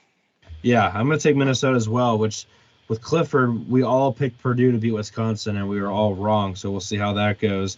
I will say Rutgers does statistically have a good defense, and everyone thinks Minnesota now has a bad defense, but I don't really see Rutgers scoring more than maybe 17 points, so we'll see how that one ends up. We gotta have to get your. I'm curious when the Penn State game comes up. Are you gonna? I'm curious if your mind and your heart are gonna defer at all. But we'll go to Illinois, Nebraska next. Illinois 6-1. This game's at 3:30 on ABC. Actually, Nebraska 3-4 technically has still in the running for the Big Ten West, but Illinois, I mean, with every game they kind of extend their lead. They're 7.5-point favorites on the road. I was when I was doing the Ohio State article this week, I was looking up best defenses because I wanted to talk about Jim Knowles, and I thought I had a mistake in my data because I had Ohio State was the I think fourth best or fifth best defense in the nation, and I had Illinois as second or third. So it was not a mistake. FPI I think has them similarly. Lots of people in the analytics world have Illinois defense top 5 in the country. They are fantastic. Offense is good enough, right? They're not explosive, but they run the ball well. I got Illinois 27-24 over the Cornhuskers. Close one over there. There's no reason to doubt Illinois right now. The only reason they're not undefeated and in the college football playoff conversation is because of that Indiana game, which, I mean, if I'm an Illinois fan, I'm kicking myself right now. So until otherwise, I don't know how you go against the Fighting Illini. You mean if you are the Illinois fan? I think that is the smallest fan base in the Big Ten. Basketball season maybe it expands a little bit more, but yeah. I'm going to the Fighting Illini. Sean's nodding head in agreement. I concur. So not a lot of separation this weekend. I pick them. Northwestern Iowa. I'm pretty sure the over was in the 30s for the total was in the 30s for this. 31.5 I think is what I saw. That's outrageous. Yeah. Especially when you think about I think it's down. I would bet the under. Well, you think it's funny that you think about this Ohio State Penn State game, you think whoever maybe gets into the 30s is probably going to win, or at least Penn State probably needs to get in the 30s to win, and meanwhile Northwestern and Iowa together probably aren't going to get there this weekend. And somehow, I'm just looking to see what it is. Somehow Iowa's favored by 11 points. So to cover that, okay, now it says on Sportsbook Wire, USA Today, the total is up to 37.5. So they beat that up pretty high. But for Iowa to cover, they have to score 11 points, which is no small feat. The Spencer Petras or Padilla playing. They both have the or title as QB1 this week, so I'd put the odds towards Padilla. It cannot be any worse than Spencer Petras. Going through this list, like Illinois, I hate them from last year. Iowa, I hate them from last year. There's a lot of hate on this paper today. I got Iowa 24-18.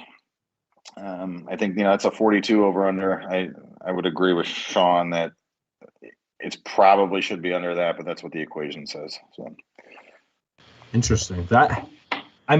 It's not crazy because I think Iowa could easily end up with 14 points on defense or something stupid that gets them there. At the same time, this is a game where Pat Fitzgerald, for some reason, wins. There's no explanation for why. The Iowa defense was on the field a bunch so last week. There's really no reason to take Iowa to lose. But I'm going to take Northwestern because Pat Fitzgerald. And there's no reason why Iowa's offense can't turn the ball over at least 4 times like they did 6 times against Ohio State. So there's no reason or rhyme to it. I could totally be wrong, but honestly, this is probably the least I feel about any of the games this week. So I'm going to go with Northwestern. This is the one I feel worst about. Absolutely. Yeah. Right. Yeah, it's a tricky one to pick because I don't think there's that much difference between a lot of the Western teams. I think Northwestern is the worst one, but I don't know. I was really bad. And if they lose this week, I think there's a chance Kirk might have to fire Brian. And I don't know if he'll do that. And if he doesn't, then if I was athletic director, had any kind of courage, you might want to think about an early retirement for Captain Kirk. Yeah, I don't know if you guys saw, I guess a reporter asked the question about Brian Ferentz post-game. And then on the press conference this week, Kirk was like, that question against Brian was an interrogation or something like that. And it was all sorts of bad. Well, don't hire your son then. Yeah, it was all sorts of bad. So you're going to go with Iowa then, Kirk, Sean? Yeah. I'm gonna pick Iowa, but I'm with you. I don't feel good about either of these teams. I could definitely see Northwestern winning. This is gonna be the stupidest game ever, and I might just have to watch it.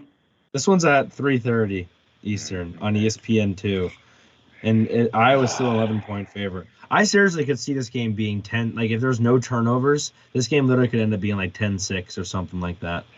If somehow Penn State gets blown out, this is the game of sadism or masochism or whatever one is to do to yourself, right? You sit there and watch the whole thing. But. Yeah, that's punishment. Yeah. Okay, last one before the big one. This is Michigan State at Michigan, 7:30 Eastern on ABC. Michigan's 23-point favorites. I mean, I get Michigan most likely is going to win this one, Nate, but 23 points. I'm curious what your model has for this one. I got 37-21 Michigan. This is my favorite. Like this is my double. Yeah, this is my double down one. How do you score 37? There's zero chance they score 37, right? It's going to be 38 or 35 or 42. But so I got Michigan, but not covering. I think I quadruple down. As many points as you'll give me, I take Michigan to win this game. Michigan State stinks. They are drifting towards the worst team in the Big Ten territory, and I don't know. I will come back on here and eat a hat if somehow Michigan State wins this game. We'd love to watch that. Yeah, I mean, I put money on Michigan State to cover against Ohio State, and that was like a 27.5, and that was the worst money I've ever spent in my entire life. I thought at home, Michigan State, first road test for the Buckeyes, that they could do something, and they could not. They did actually less than something. So, yeah. I don't know how their run defense is, but if you want a J.J. McCarthy breakout game, here it is, because that's Michigan what I was State thinking. Cannot stop the pass at all. It's like they're allergic to. I don't know how they're that bad. It really doesn't make any sense. But yeah, I'm going with Michigan to win. I hate to think that Michigan and Ohio State are converging in the final game because it's gonna make me throw up at the end of the year if that happens. But Michigan has Illinois, so maybe Michigan's not home free just yet. But it's not looking good as far as in that department. Sean, where are you at? I have Michigan because Michigan State is terrible. But I do think Michigan State's going to make this closer than the experts think, and by that I mean probably a 2-touchdown-ish game. But I could see them hanging in. It might be one of those games where people look at their phones and go, "Ooh, Michigan State's winning at halftime," and then Michigan just goes and they do their thing. But I just can't see Sparty keeping it within even a score. Yeah, Michigan is. I mean, Indiana was. I don't know that they were tied, right? I think Penn State was winning at halftime, right, or whatever it was, and they were winning. And I don't know. The second half, Michigan is the best team at any level in the country, I guess, right? Because they just blow teams out after that. So. It's just the amount of plays they've made their opposing defenses play. I think it's just that when at the end of the day, like Penn State played 50 snaps on defense in that first half, played only 68 against Minnesota for the whole game. Like they played almost a whole half of football against our whole game of football and a half against Michigan. So that's, I mean, it's not just a size thing, but it's a size thing when you've been doing it for a game and a half that gets old, I think. So, I think that's enough praise for Michigan for the day. I like that 37-16-ish kind of game, though. I think the model's on it for that one. All right, Nate. The floor is yours. Ohio State at Penn State. 15.5 is holding pretty steady at 15.5. I think the total started around 60, 61, I believe. Obviously, Fox Noon kick. Mm-hmm. What are your thoughts? What are your model's thoughts? Take it away. Yeah, so, the noon kick thing, the model does not know this, right? But this is going to work in a lot of disadvantage for Penn State, I think, compared to where they were last week. A night game at Beaver Stadium, stripe out, white out, X out, whatever you want to call, whatever you want to have, works to the benefit of the Nittany Lions, and they're not getting that. They're not getting that this year. I was at the 2015 whiteout against Michigan, which kicked off at noon, the only noon whiteout ever. And I don't know, it was dead, right? It was like going to the DMV. So the crowd needs to find a way to get behind this team and get into this game. They need to be in the stadium early. They need to be energetic and just drunk enough. All right. So if they can do that, at least you make the atmosphere right. The model gives Ohio State a 96% probability to win. So, crazier things have happened, like Penn State getting a home opener in the Big Ten, which is like 1 in 1,000. So this is, 4% chance, 4 in 100 for Penn State to win this game. I have Ohio State winning by 10 points, 40% of the time, by 10 or more. So still not covering per se, but, getting it to two scores or worse. The exact score that I am going with is 35-27 Ohio State, which sounds really close. So, this makes me think that, the algorithm isn't fully bought into Ohio State yet as much as I am personally, frankly, right? And it's a little bit higher on Penn State. And some of this comes down to the excellence of the defense. It still thinks Ohio State is a better defense, and it still thinks Ohio State is a better offense than Penn State. But at least in the numbers, both of those things are closer than, probably a lot of people feel they are. You know what I mean? So, that's why there's a little bit more closeness in the final score prediction. So they got, Penn State losing by 8. If Penn State scores 27 points, right, they're not going to win the game, but at least, you're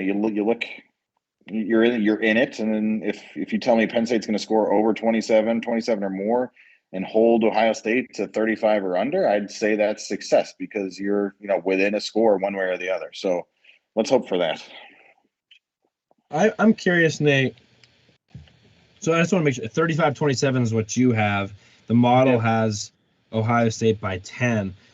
No, What was? no. So I do 1,000 simulations, and I said Yes. the average score is 35-27. But in those 1,000, Okay. 40% of them it had Ohio State by 10 or more, and it only had Penn State winning 4% of the time. I got so. you. 4% of the time. Yeah, sorry. What was the what did the model think about previous games? I guess did the model take Penn State to win every game? I'm assuming it didn't take them to beat Michigan.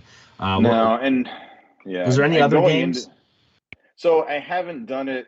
I only did the predictor this week for this. I haven't Okay. done it week over week, but I did before the season. So like Purdue, it had us losing to Purdue. It had us losing, not us. It had Penn State losing to Purdue. Had Penn State losing to Auburn going into the season. So it's not right all the time, obviously, right? If it was, but obviously I would not have a job. Harder to predict too, right? But the later in the season you go. Yes. So like if everybody plays the bowl games, right? Like if there's not so many opt-outs, and that's what screws us and SP Plus, it gets about 60% against the spread and about 65% straight up, 70% straight up. So it does pretty good that way. So that's kind of you're converging towards that kind of number now. Yeah, the more data points, obviously, the more precise you get. That makes sense to me.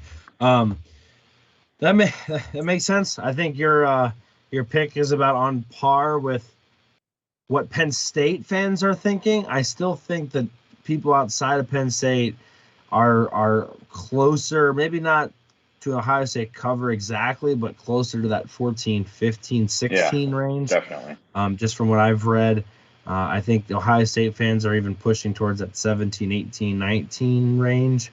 But yeah, I think it's besides analytics, is there anything you want to add or anything that you're looking for specifically that you're just, I don't know, excited to see how that plays out?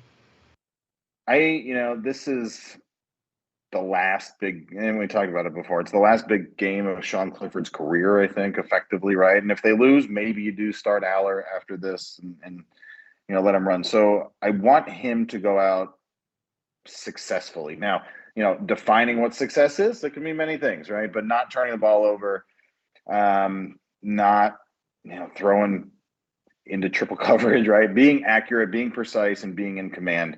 That would be a benefit. That would be something that I would be proud of. And all this moral victory stuff, I get it. It's garbage. But at the same time, Ohio State's a juggernaut, right? And they are probably a prohibitive favorite to win the national championship right now. So anybody who's expecting Penn State to win is insane, right? You can hope for them to win. You can want them to win. But if you were expecting them to go in and win, you're kind of fooling yourself. So play error-free, stretch the field, do some new things, and execute and see what happens. And be happy with that. Yeah, I think that's a good way to put it. I think that's a good way. I mean, this Ohio State team is very good, and you're right. I mean, you kind of just, I mean, it's the storylines going into this are no different than they were in 2016 as far as, I mean, things can get crazy, but at the same time, yeah, you gotta do things right. Sean, any final things for Nate before we let him skedaddle? No, I think you did a great job, Nate. I love the stuff you do on Twitter. I do follow it closely. And so if Penn State loses, let's say they lose by the margin that you're predicting, an 8-point loss, do you think Drew Aller should start the games in November? All of them? Whew, that is a good question. Let's see. I would start leaning towards that. Yeah. And again, because now you're not really, you're looking forward to 2023. Is it time to look forward to 2023 if they have 2 losses?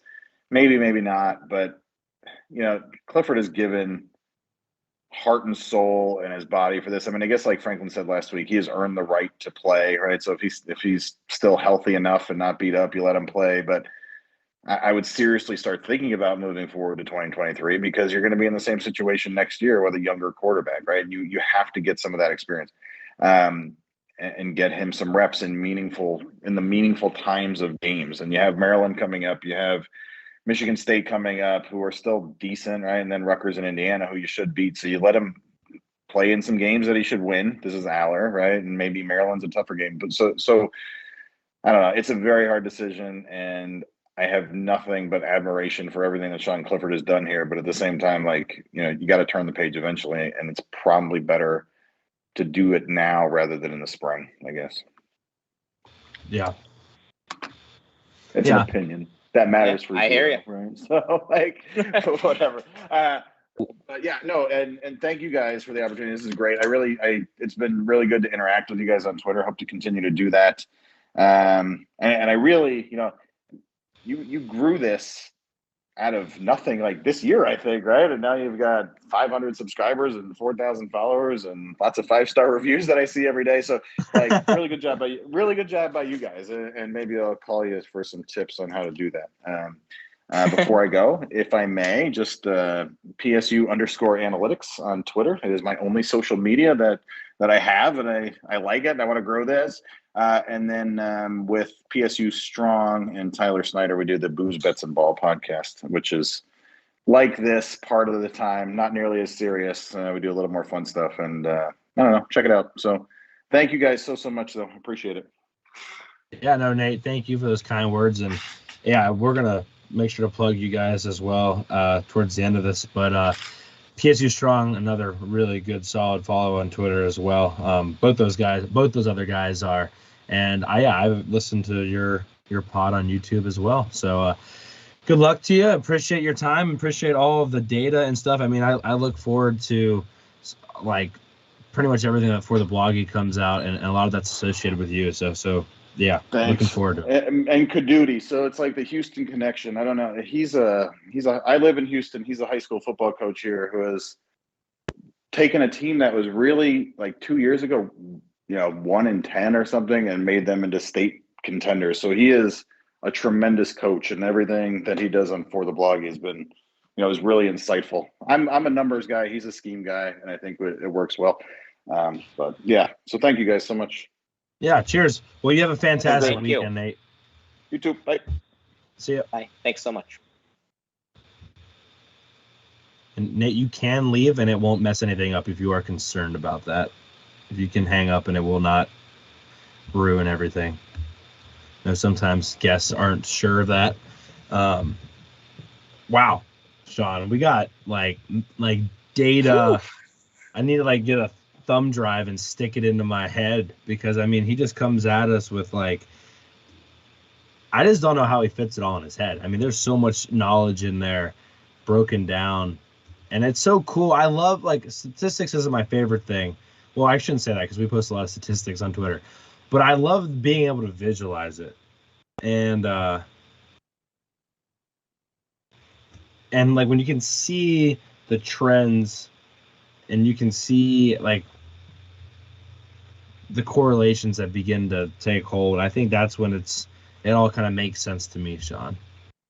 Yeah, and something, I always wish that I was a numbers guy, that I was a math whiz or a science person. And God just didn't bless me with that kind of brain. Now, some of you might think, well, he doesn't bless you with any brain.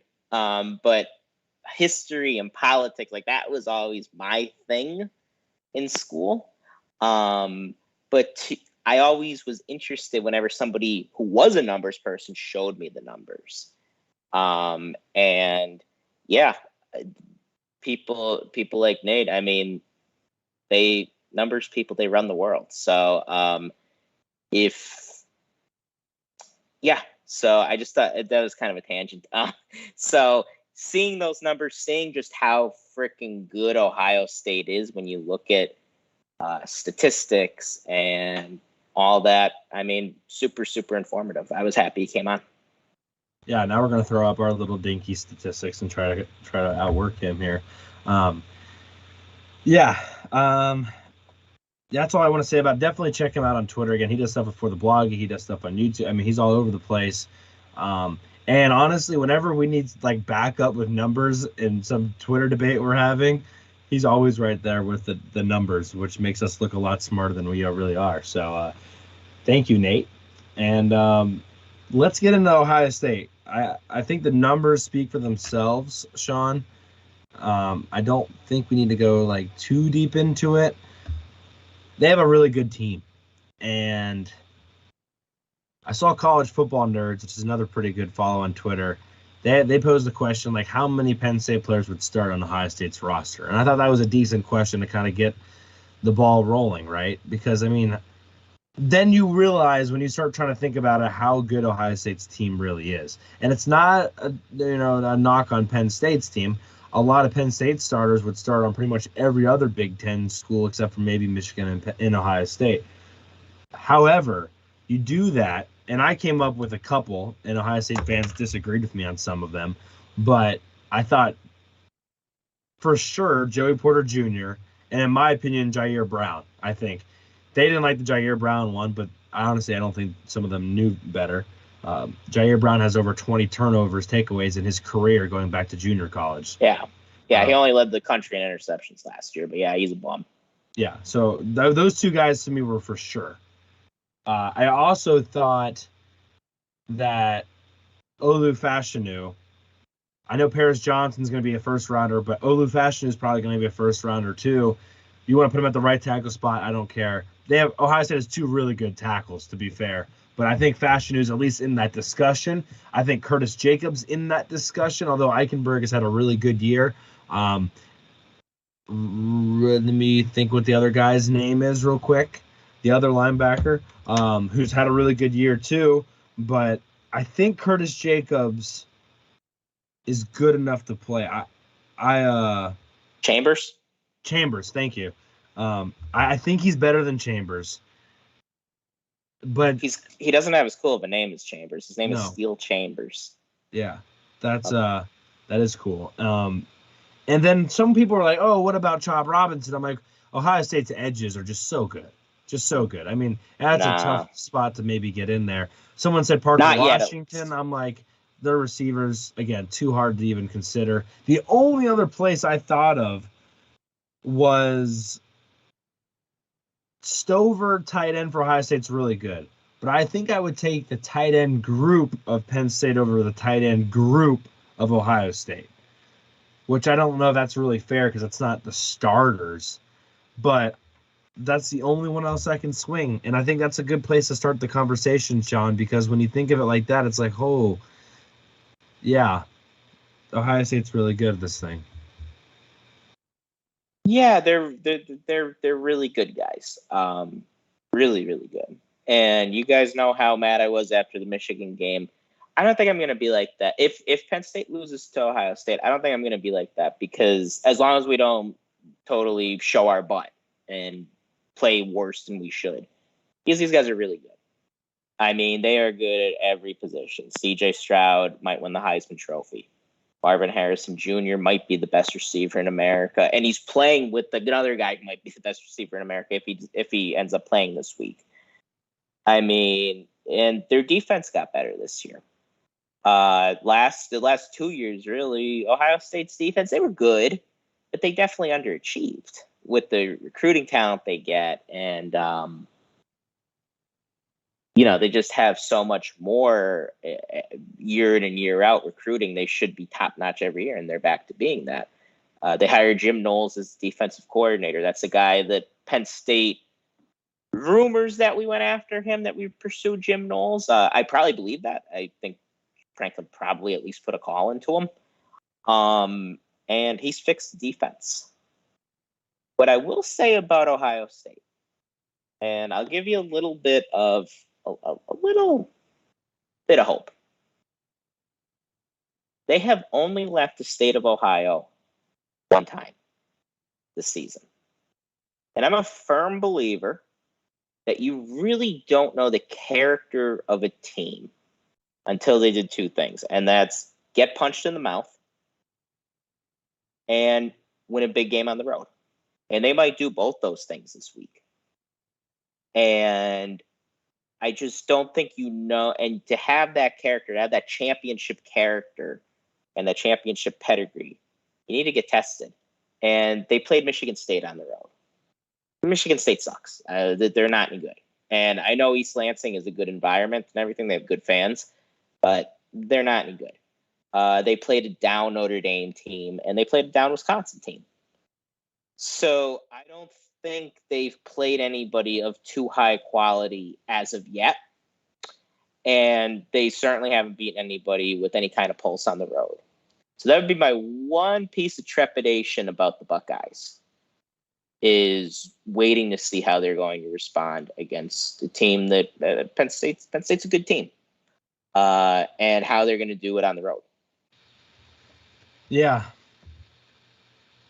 That's really it. We talked about how good they are at everything else. I mean, everything I looked at going back to when we were like previewing all these teams in the summer, I mentioned Travion Henderson, and I mentioned Mayan Williams, and how I thought Mayan Williams actually might end up having a better season, and Mayan Williams is kind of having that season. We mentioned CJ Stroud. We mentioned that Paris Johnson at the one offensive tackle spot is going to be really good. We mentioned that Stroud doesn't run very much. The penalties were bad last year. They haven't been as bad for him this year. All the defensive ends in the world are back. Zach Harrison's having a really good year this year.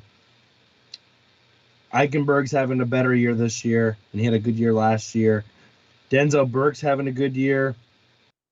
We mentioned McAllister. McAllister's having a fantastic year. I think he has 3 turnovers this year. I think he only had 1 in his career up to this point. They got guys on top of guys. I really think if Penn State wants to win this game against Ohio State's offense, right? Because everyone wants to keep talking about Ohio State's offense is pretty much the best thing in the world since the wheel was invented. I mentioned the havoc plays with Nate earlier. I think that's a big part of this. You got to get pressure on Stroud, and you have to be able to do it without sending everybody, because I think he kills you if you have to send it people all the time. So you're going to have to find a way, and I think Manny Diaz does a good job bringing different guys, but still ending up having 6 or 7 or 5 guys in coverage. He finds good ways to be creative with it, where maybe a defensive end goes out in coverage and a corner comes, so they're still technically only rushing 4, whatever the case may be. You got to have to do stuff like that. You got to have to make Stroud hold on to the ball for a second longer. And we were talking about the sacks haven't been here for Penn State in the last couple of games. The ball's been out fast. And I think this could be one of those games, Sean, where maybe a quarterback holds on to the ball longer. And maybe these defensive ends finally get home. And I think they have to. I think you got to get pressure on him. You make him uncomfortable early.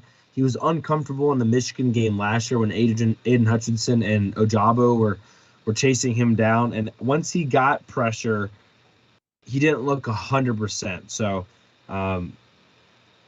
that's, to me, I put a star around it when I wrote it down. Like, that to me is, you gotta, and it seems so cliche, but you have to, right? I mean, you have to. Yeah. I mean, if you want to go back to the last time we beat them, it's because our defensive line really took over the game in the second half. Like, that's a big reason why. It's not the only reason, but you have to be able to make their quarterback uncomfortable. And really, football is, if you want to simplify it, you have to make their quarterback uncomfortable, and you got to make your quarterback comfortable. And taking them off schedule, and how many times, if you've watched Ohio State this year and in the past, have you just seen their wide receivers just running wide open down the middle of the field? And you can't let that happen. Now, luckily, we have a really strong secondary. Like, this secondary is probably the only elite part of Penn State's team, where I could say there's only about 2 or 3 or 4 secondaries better than Penn State's in the whole country. That bodes well. And if they could get after Stroud, if they could shut the run down, or maybe not shut it down, but contain it better than they did against Michigan. Yeah, and let the secondary cook. Yeah, I mean, I think that's the recipe. Is just let the secondary do their thing, but you have to be able to get to Stroud early, because you have to be able to get to Stroud, because you could have the best secondary in the world. Those receivers are really good. They're going to get open eventually. So you can't give them 5 seconds in the pocket to just stand there. No, and we've seen that a lot. And I don't think Jackson Smith and Jigba plays. And this is technically speculation, but CJ Stroud was interviewed this week, and it just the way he talked about him. He said it's his business. I'm not going to speak on it, but God bless him and his journey and whatever needs to happen. Hopefully he finds I guess faith or comfort in it. To me though, they said he was on a pitch count, but he came out directly after he was limping off the field and didn't come back on. He might play, but I don't think he's going to impact the game. But I don't think Ohio State needs him to impact the game. They got Marvin Harrison, they got Mbuka, they got Stover, they got Fleming. They have plenty of talent. And they're not going to lose this game because Jackson Smith and Jigba didn't play. How about that? So I want to clear that up. And if Ohio State has a lead, I don't think you see him at all. Go ahead. And that's what makes them different, right? Like, think about Michigan. If they lost Blake Corum, they'd be in serious trouble against almost everybody. And Donovan Edwards is a really good back, but Blake Corum makes that offense go. And Michigan might end up beating Ohio State, but that depth and the amount of guys they have, I mean, it's just so much. I mean, man, oh man. Yeah, and again, Penn State, one of the most deep teams that they've ever had. So it's getting better. It's just not to that same level. I want to focus again as far as like how you beat this Ohio State. I saw Mike Farrell came out with an article right before we started saying Ohio State needs to throw the ball to beat Penn State. Penn State's secondary is where Ohio State needs to. I'm like, what are you smoking? Like, I hope Ryan Day reads this, because if they decide to throw the ball 50 times, I actually think we have a decent chance. But that leads to my main point is Penn State has got to test Ryan Day's patience. And what I mean by that is see if Ryan Day is willing to commit to the running game. See if he is willing to go for a longer drive. See if he doesn't get bored with just the run, which we've seen some guys like him get bored. If you test that patience and you are successful with it, I think it opens up an opportunity for Penn State to win this game. Because if Ohio State would commit to just running the football right now and then throwing it, 10% less, I think they would easily win the national championship this year. I think they have two backs that are one of the best in the country that aren't considered one of the best in the country because they don't simply get enough carries. And I don't know exactly why. I get why, right? You have a Heisman quarterback, you have all these weapons at wide receiver, et cetera, but they do not run the ball as much as they probably should. I mean, just to give you an idea, Stroud and Clifford have almost the exact same amount of pass attempts. And to me, you have guys like that. I mean, just you guys have like that where, you can actually have a running game if you wanted to. Penn State is throwing the amount they are throwing because they don't have a choice. Ohio State's choosing to throw that amount. And I get it. Like, you have the weapons to do it, but I think if you're going to beat Ohio State, you want Ryan Day to get uncomfortable. And I don't think he wants to sit there and run the ball, especially if you can score points, right? If you can score a touchdown, you go up 7-0. Okay, maybe Ryan Day's patient and he runs the ball. But then you get up 10-0. Okay, maybe Ryan Day doesn't want to run the ball as much, even if it is working or it's slowly working. You get up by 13 or something like that, Ryan Day is not going to continue to run the ball, even if that means that they would have more success in the second half. Harbaugh would keep running the football. He wouldn't care. He would run the rock all day long. He doesn't care. You don't get a trophy for being up at half. Or in Penn State's case, you don't get a trophy for being up in the third quarter against Michigan because he blew the doors off of you in the fourth quarter. So I don't know if Ryan Day has that level of patience that like a Harbaugh possesses. I don't know if he necessarily has to this year, but we've seen it bite him in the butt before. And I think if you're trying to find a roadmap for Penn State to win this thing, you got to find a way to pressure Stroud, but you also got to find a way to hold back the run long enough just for Ryan Day to give up on it. And I think if you do that and you make Stroud throw the ball 35 plus times, especially when he doesn't in situations where he doesn't want to throw it, I think you might have a chance. Yeah, one of the biggest complaints that I've heard about Ryan Day from Ohio State fans is he coaches like he's in the Big 12. And he does. He's a brilliant play caller. He is a great play designer. But his ego gets in the way. And his ego might cost him a national championship. And because his team could pound the rock against Penn State. I'm just saying they could. They have that ability that if they stay patient, they stay committed, I think it's going to be there by the third, fourth quarter, like you said, like Michigan did. But I think his ego and just trying to chuck the ball all over the yard, and he kind of has that Big 12 mentality for some reason.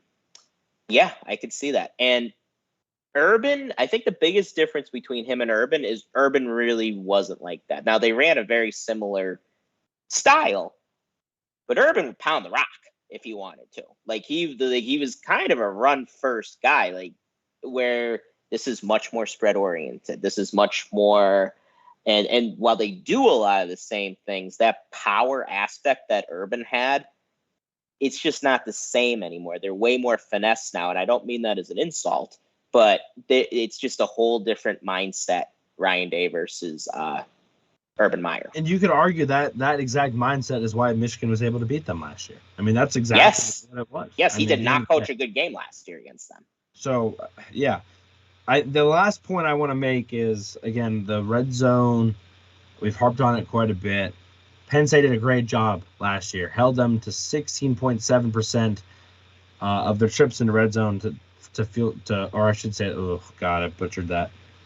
16% of the time Ohio State was in the red zone, they scored touchdowns. The whole year last year in 2021, they averaged 62% in the red zone scoring touchdowns. And they're like 92% overall. That's kind of where Penn State needs to be again. They held them to 4 field goals in that game. You go back and look at that game. Special teams, 12 points off of 4 field goals. Defense, 7 points because of the scoop and score. Ohio State's offense, number 1 in the country in like every statistic last year, only scored 14 points on offense against Penn State. Now, okay, the scoop and score, if it's just a scoop and not a score, maybe they score. Whatever. Even 21 points at home isn't a crazy feat for the Ohio State team that was so good at scoring points. And they've done that this year. They're scoring like 55 points every game, it seems. So that's kind of the roadmap. I mean, you got to havoc on Stroud. Don't have to get there. You got to get your hands up. You got to knock the ball down. You got to do all those fundamental things, and you got to do them perfectly. I really think they've got to be better at catching the backers out of the backfield, the linebackers. Too many wheel routes have been open in previous weeks, stuff like that. You got to find a way to not give up the easy stuff, make him work for it every time. If he has 15 perfect throws against Penn State to win, let him have 15 perfect throws. But don't give him the simple ones. Make him earn it. Don't give him the wide open guy. Don't make him, one pass for a 60-yard touchdown. Make him dink and dunk it. And then once you get him in the red zone, you got to find a way to keep him out of the end zone at least. I mean, Penn State's averaging right around 40% is what they're allowing. I think that's about where they need to be on Saturday to have a chance in this one. So you do those things, and Ryan Day isn't patient with the running game. I think in that aspect, I feel better about – this sounds crazy probably to a lot of people, but with Penn State's defense at home, the offense that goes into a Penn State environment, the offensive line especially, is at a huge disadvantage. You don't get the cadence. You got to go to the silent clap. You might put yourself in bad situations if there's a false start. A lot of those things come into play. The offensive line's at a disadvantage. So I think there is going to be more pressure than what Ohio State's been used to. And because of the Penn State secondary, if I had to choose one side of the ball, Sean, right now that I feel better about, I actually feel better about Penn State's defense versus Ohio State's offense than I do about Penn State's offense versus Ohio State's defense. Which seems crazy. And I know it probably is, because Ohio State's literally one of the best in the country, if not the best. But and it would not be that way at all if this was at Ohio State, mind you. Yeah, I understand why you say that. The only reason I would disagree with you is I still don't know how good Ohio State's defense is. They're better. I think it's kind of like our offensive line. They're better than last year, but the question is how much.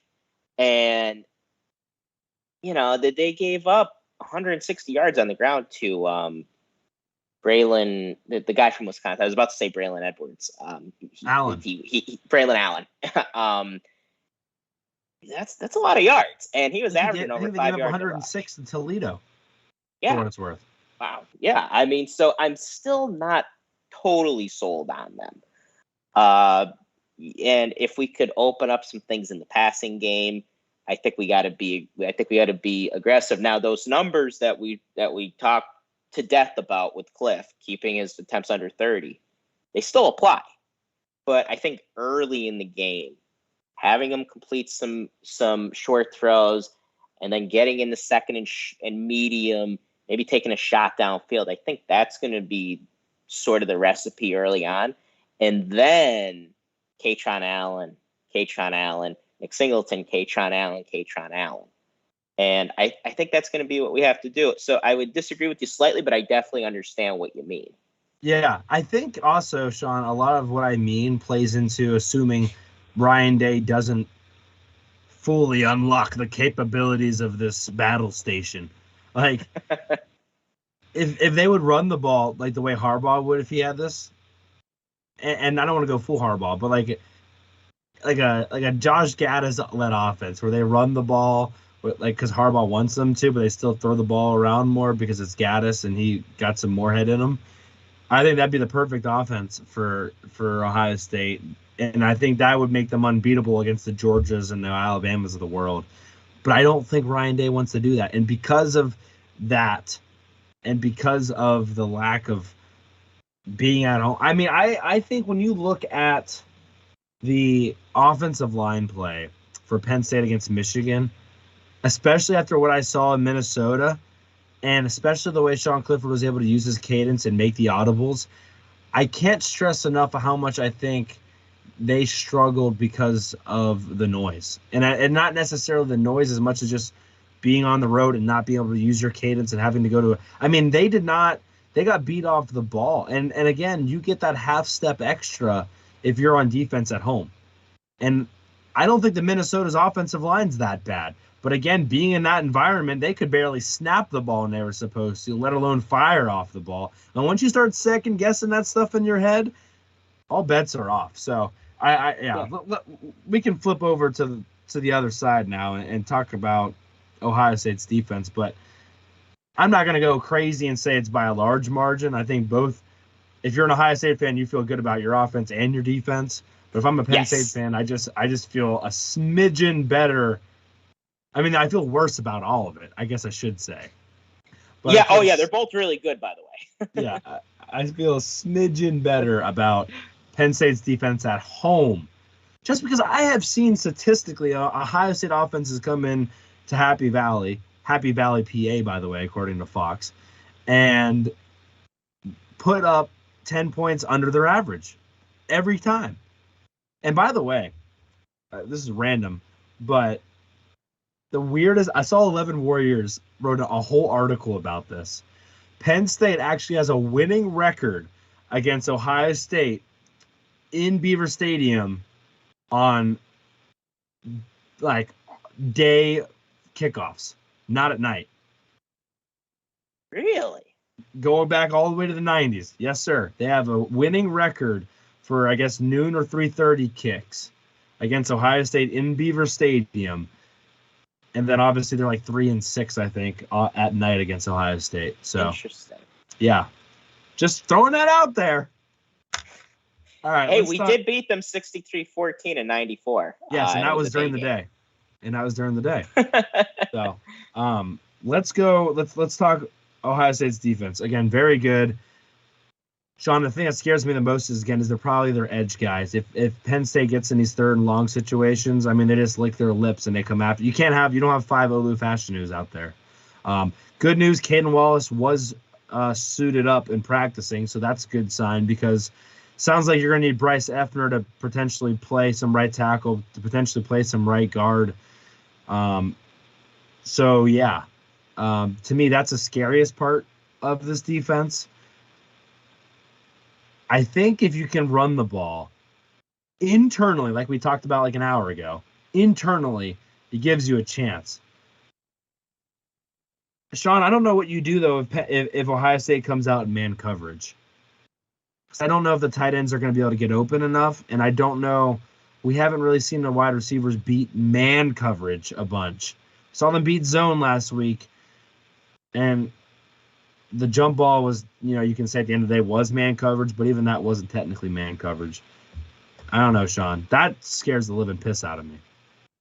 Yeah, this is a game where I wish we had a true number one receiver, and we just don't. And I like Tinsley, I like Washington, but I would really like them being a Robin to a Batman, kind of like how Parker Washington was with Jahan. Like, he just complimented him extremely well, and I think Tinsley would have done similar if he was here. But we just don't have that this year. But do I think Washington is capable of making a big play downfield? Yeah, because we've all seen him do it. We've seen him do it in the past. But we're gonna need a couple of them. That's the way it goes against Ohio State. The edge guys, I hear what you're saying. They're very good, but I will say there's not a Bosa brother on this defensive line. There's not a Chase Young, which is good. Zach Harrison is a really good player. If you follow recruiting, Penn State was in his top 2 or 3. So he's from Columbus. It was nearly a big coup for Franklin to be able to get him, but he ended up staying home. They're loaded everywhere, and their linebackers are a lot better than they were last year. Their linebackers really were nothing special the last couple of years. But I still believe what I said earlier. You have to try to get the run going, because the one thing that they have been susceptible to in the past is the run. And they haven't really been tested yet, and they haven't been tested at all on the road. So yeah, it's going to be, as James Franklin likes to say, it's going to be a challenge this week. Yeah, and I want to say again, the takeaways, if you're watching on YouTube, which, by the way, Michael Higgins with a great comment here. Kerry Collins is playing against ice cream truck drivers and plumbers in 1994. That's good. I want to mention the takeaways that you see on your screen right now. 12 takeaways for Ohio State. Looks good, right? Because I think Penn State's at 14. However, they had 6 against Iowa last week. If Iowa just stops turning the ball over, let's just say, let's be nice and say they have 3 or 2. That statistic's way down, and that turnover margin for Ohio State's actually not as good. It's on Twitter somewhere if you look for it, but I did the adjusted turnover margin for Penn State and Ohio State. If you took out the game where they had the most giveaways and you took out the game that they had the most takeaways for both teams, Penn State ends up with the number 2 turnover margin in the country, and both of their takeaway game and giveaway game comes from the Northwestern game, and Ohio State ends up being like 50th, 60th in the country.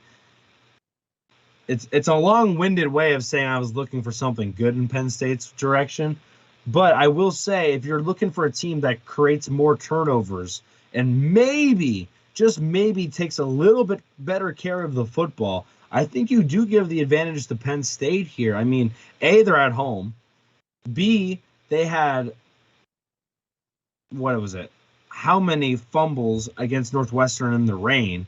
You take those out. And those, to me, that's why I kind of did that, right? 4. Because it was like that game was really an anomaly from what we've seen. Now, 2 games past that, we haven't seen them fumble, knock on wood, since. So that's why I went down that rabbit hole. But I do think Penn State might have an advantage. And if you're talking about trying to pull an upset, turnover margin, field goal in the red zone, havoc plays. And Penn State does check those boxes if you're interested in that. I wanted to mention, test the run defense often. I starred that. somehow get the tight ends involved early. Because I think when they are in the game passing wise, they're all of a sudden more eager to run block. And that's just, we say that a lot in the show. It's only human natural, but it is. Like when you catch, like it happens all the time with receivers. They catch a couple passes, they're way more willing to run block. Same thing with tight ends. It's the same reason why you run the ball sometimes, because when the offensive line gets to inflict some pain, they're more willing to pass protect a little bit later. So somehow get them involved. I think this is a big one, Sean. Pass to run. I don't think you can come out and just run the rock right at Ohio State. I think you got to go with what you did against Minnesota. They started with a dink and the dunks, keep Ohio State on their heels a little bit, and then you can pound them inside, right? You can go Chris Collinsworth right up the gut and whatever provocative things he's been saying on Sunday Night Football lately. That to me has got to be the game plan. Dink and dunk, get your one-on-one advantages with your 6'6" tight end, pound them inside with Tron Allen, and then hit some place Nick Singleton when you get a chance and they're not ready for it. Got to stay on schedule. You can't have a bunch of bad sacks, which I think Sean Clifford's done a pretty good job of that this year. And I don't know if you noticed in that Minnesota game, Sean, he just checked down a little bit more to his running backs too, which we hadn't always seen. So that was also nice to see. What are your thoughts, Sean? Yeah. Who did we hire as our defensive coordinator? We hired Manny Diaz. And we hired him for games like this and using those athletes. For those of you that are with us in the summer and in the spring, we talked a lot about recruiting. A lot of what we talked about was how basketball is moving towards being positionless. And football is kind of trending that way too on defense. And I think you're going to see a lot of that. You're going to see multiple safeties on the field. We talked about, so we were asked against Michigan about Daquan Hardy. Is how important is he going to be that week? And we said, well, maybe not this week, but against Ohio State, he will be. He's going to be important. We need Daquan Hardy to make plays because he's going to be playing a whole heck of a lot of football on Saturday. And like I said, the safeties, Abdul Carter, I know I worry about him in pass coverage, but we need him on the field because he makes plays. And Manny Diaz tackles for loss.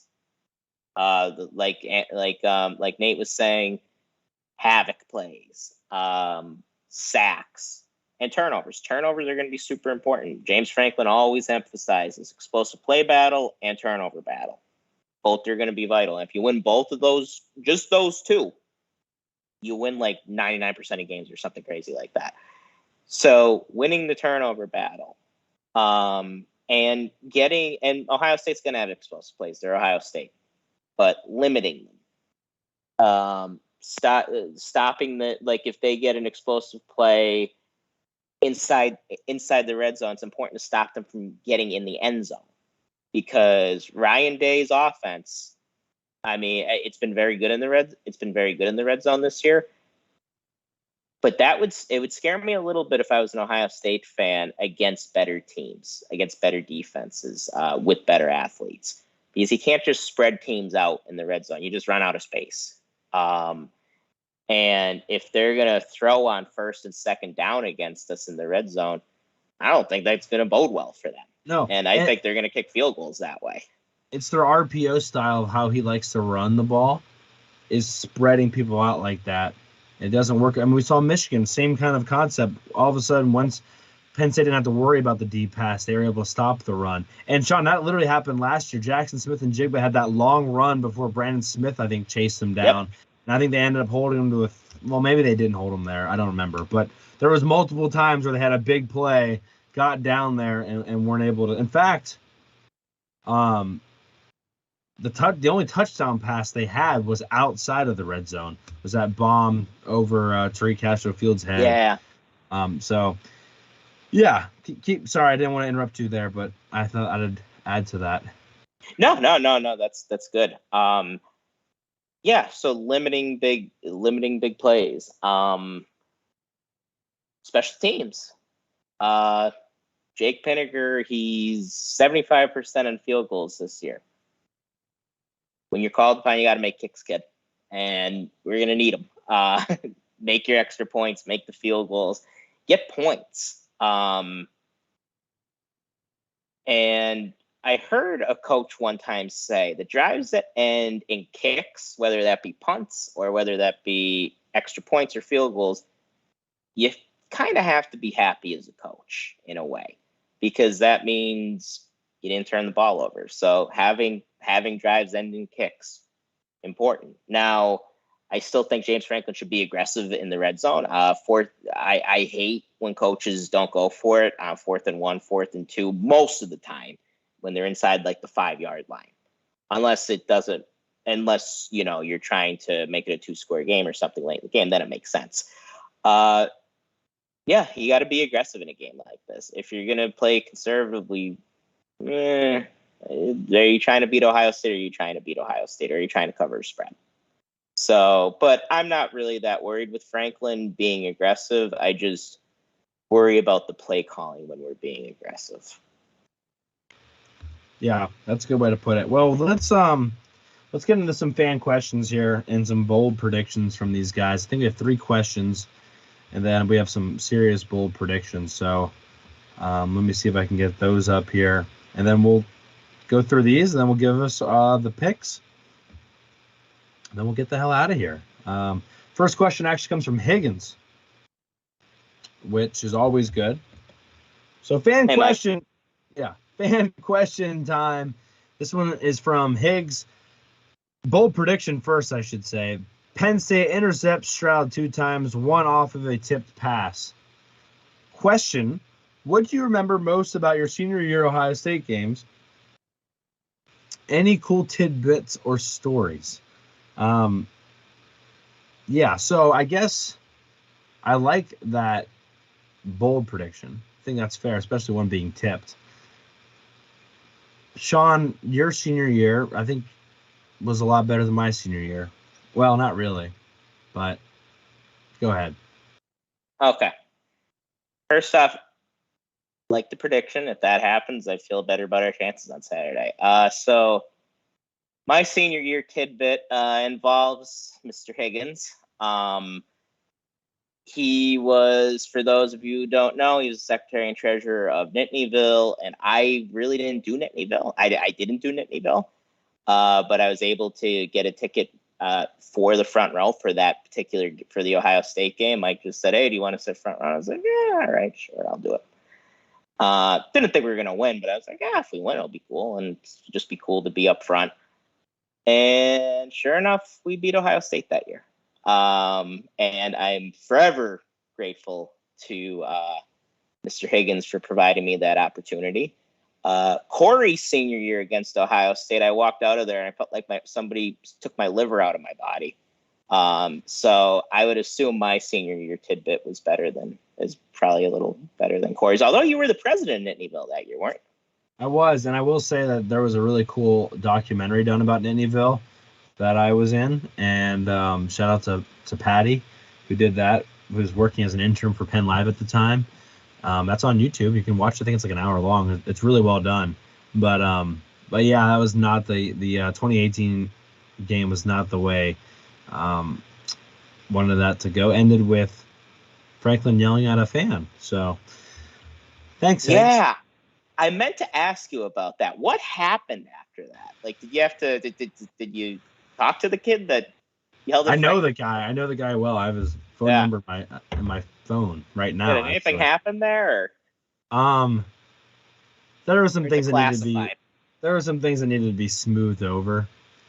For people that don't know, like, we did get some special access being a part of Nittanyville, and we got to talk with Franklin every once in a while. We talked to a lot of the different coaches. We got tours of the Lash building and all that kind of stuff. So there were some relationships that needed to be kind of mended. But it wasn't as bad as I thought it was going to be originally. I mean, Franklin's a passionate guy, and nobody in that stadium was more upset about losing that game in 2018 than he was. I can promise you that. As bad as we all felt, I promise you he felt worse. Did he yell at you, Corey? No. James Franklin did not yell at me. I can promise everybody that did not happen. This one's from George. George has been following us for a long time, so thank you, George. Penn State beats Ohio State and Michigan State beats Michigan. So he's going for the double upset whammy, That would making be the awesome, not gonna lie. Big Ten East up for grabs. With that being said, do you think this is one of the biggest weekends for the Big Ten East outside of Michigan, Ohio State? Well, if that being said, then yes, absolutely. But no, I don't. I think either way, right? I mean, nowadays, well, I guess not. We play Michigan State at the end of the year this year. Yep, their last game. Okay, they are And the next last year. one. I knew they were next year now, but I couldn't forget they were again this year. So it seems like we're going back to that being the standard, which I kind of like. So that weekend's obviously very important. The only other one you could really think about is the Maryland game, because Maryland still has to play Ohio State and Penn State still has to play Maryland. So you could argue maybe those, but yeah, this is probably the biggest weekend in the Big Ten East. I don't know how it could be any bigger. Three of the top 4 best teams are playing. 3 of the top 5 teams are playing. So, yeah, I'd say so.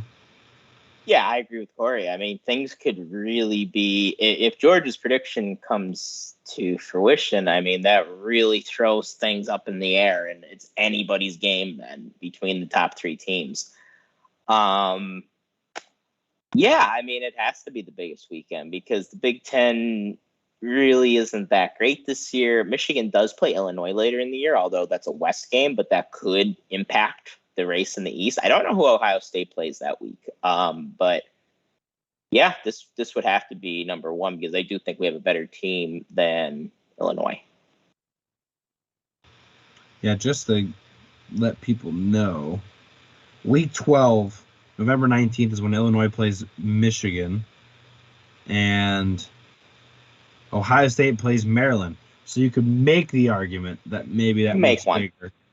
Ohio State's at Maryland and Illinois is at Michigan. Penn State's at Rutgers. So, yeah. Dan Weller, our favorite profile picture, is back. Bold prediction for Dan Weller. Penn State leads at half and at the end of the game. He threw that in there. I didn't read that right, but I must have first read it. I thought it just leads at half, but then he threw it and at the end of the game. I see what he did there. Yeah, so that would mean he has Penn State winning. Because if you have more points at the end of the game, you win. You're typically victorious, yes. Yeah, haven't seen it any other way yet. Although if Penn State loses and they have more points than Ohio State, I'd be pretty upset. That would be a tough one to swallow, yeah. Yeah, wouldn't put it past the Big Ten. His question kind of goes off of his first point, but if Penn State leads at half, do you think we see a prideful Ryan Day that doesn't run the ball, or has he grown as a coach? I mean, this is probably something we should have asked earlier because this is a great question, Dan. He ran the ball against Notre Dame in the second half to beat Notre Dame. So I want to say there's moments where he has shown some maturation as a young and yet prosperous head coach. However, it's, again, easy to do those things when Notre Dame was looking hapless on offense. So in this hypothetical situation where Penn State's leading at the half, I'm assuming then that the offense is doing at least something. And if the offense is doing at least something, then it begs to differ whether or not, or begs to question whether or not Ryan Day would be patient enough to run the ball to win the game. Sean, am going to say no. If in this situation, if Ohio State's still tied or is up and we look awful, it's like 10-0 or 17-7, and we're not doing anything on offense, then yes, I think he's going to be patient enough. But if like Dan says, Penn State's leading and it's 17-10, or if it's 24-17 in the third quarter, don't know if he's going to be willing to just sit back there and hand the ball off every time. And then let's say he does that in the first drive, and they like Penn State's up by 7. Ohio State gets the ball first in the second half. They run the ball 3 plays, don't get it, they punt. Penn State goes down and scores, makes it a 10-point game or a 14-point game. I really don't know if I can see Ryan Day like saying, "Oh no, we still need to run the ball. They're going to wear out. We have them on the edge, or have them on the ropes." I don't know if I see Harbaugh potentially doing that because he's patient. I don't know if Ryan Day does. Yeah, I would agree with you in that particular scenario. When backs are against the wall, coaches are going to do what they're comfortable doing. And Ohio State, they struggled early on with Notre Dame, but I don't think their backs are ever against the wall. They just weren't clicking, and Smith and Jigba went down that game. So they've been playing very well since he went down, but they've been able to game plan and prepare. They didn't know Jackson Smith and Jigba was going to get hurt that night. And then he did, and it kind of threw things out of whack a little bit. And yeah, guys play, and it just kind of, effed with their game plan, basically. So, yeah, I don't see them running the ball if they fall behind. Now, if it's tied or they're up a field goal and it's like midway through the third quarter, yeah, I could see them running the ball. But if they're behind, if like we're up 20-13 or 21-14 in the midway through the third quarter, no, I think Ryan Day is going to do what he feels comfortable doing. Yep. Yeah, I think we're on the same page there. I think we're done with the questions, but I'm gonna keep going here. We got some bold predictions that I wanted to talk about as well. This first one is from Mr., which just makes me think of Mr. from I don't know, one of those Adam Sandler. Happy Gilmore. Happy Gilmore, thank you. Yep. So let's see if we can get that switched on here.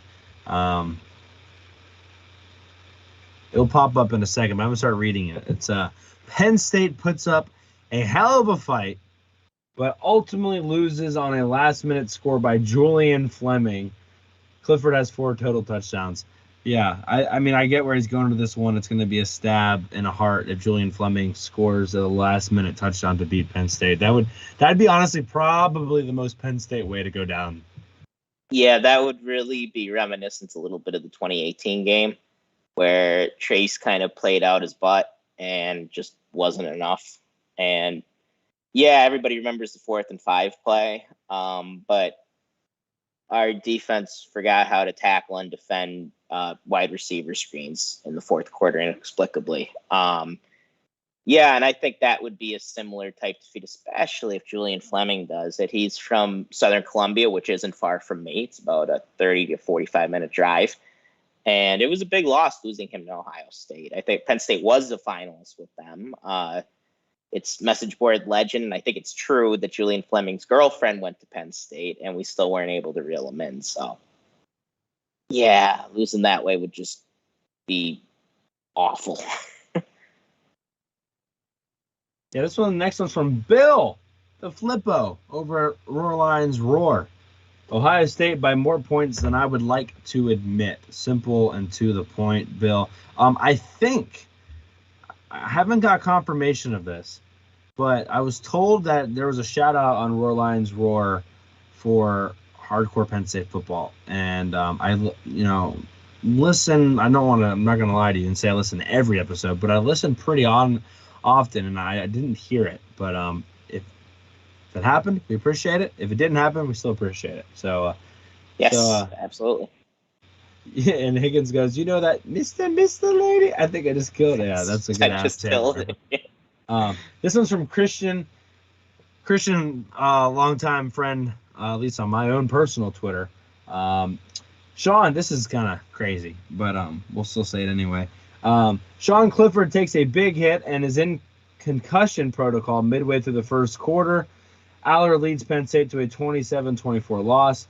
This gives the Allard tribe more credence, even though one of Penn State's touchdowns was a defensive score. I don't even want to say anything. Sean, you can say something about it. I'm not going to. I mean, it's hard to predict injuries. If that were to happen, Twitter would be the most annoying place on earth for maybe into infinity. And we would just hear about it constantly, especially if the defensive touchdown thing happened, because we'd be like, well, we had a defensive touchdown. Yeah, he played well, but they would just see 27-24, and I'd be like, all right, can we just stop with this? We would never hear the end of it, ever. No, ever. Dorito Bandit Redding, who I believe was in the chat earlier, I'm not sure if he still is, which, by the way, you guys have chatted a lot more tonight than usual. So we appreciate that over on YouTube. If you haven't got over to YouTube and subscribed, please consider doing so. Dorito Bandit says, bold predictions number 1. The game is tied at half. So him and Dan Weller are sort of on the same line of thinking there. And number 2, Clifford will throw for 3 touchdowns and will add 1 rushing touchdown. So 4 total. A lot of people are going. And we didn't even include all of them because there's a lot. We appreciate it. And I apologize if I didn't get all of you. I think Lucas Powers was around the same line as this. Like, a lot of people are predicting a big game from Sean Clifford. So I think it's because a lot of people just want to see him, if this is his last full game as a starter, they want to see him kind of go out on top. I want to stand with you on a mountain, kind of thing. Yeah, and I think that's, if we could get 4 touchdowns from Cliff alone, I feel pretty good about this one, guys. I really do. And yeah, I think every Penn State fan wants to see Sean Clifford go out in a good way.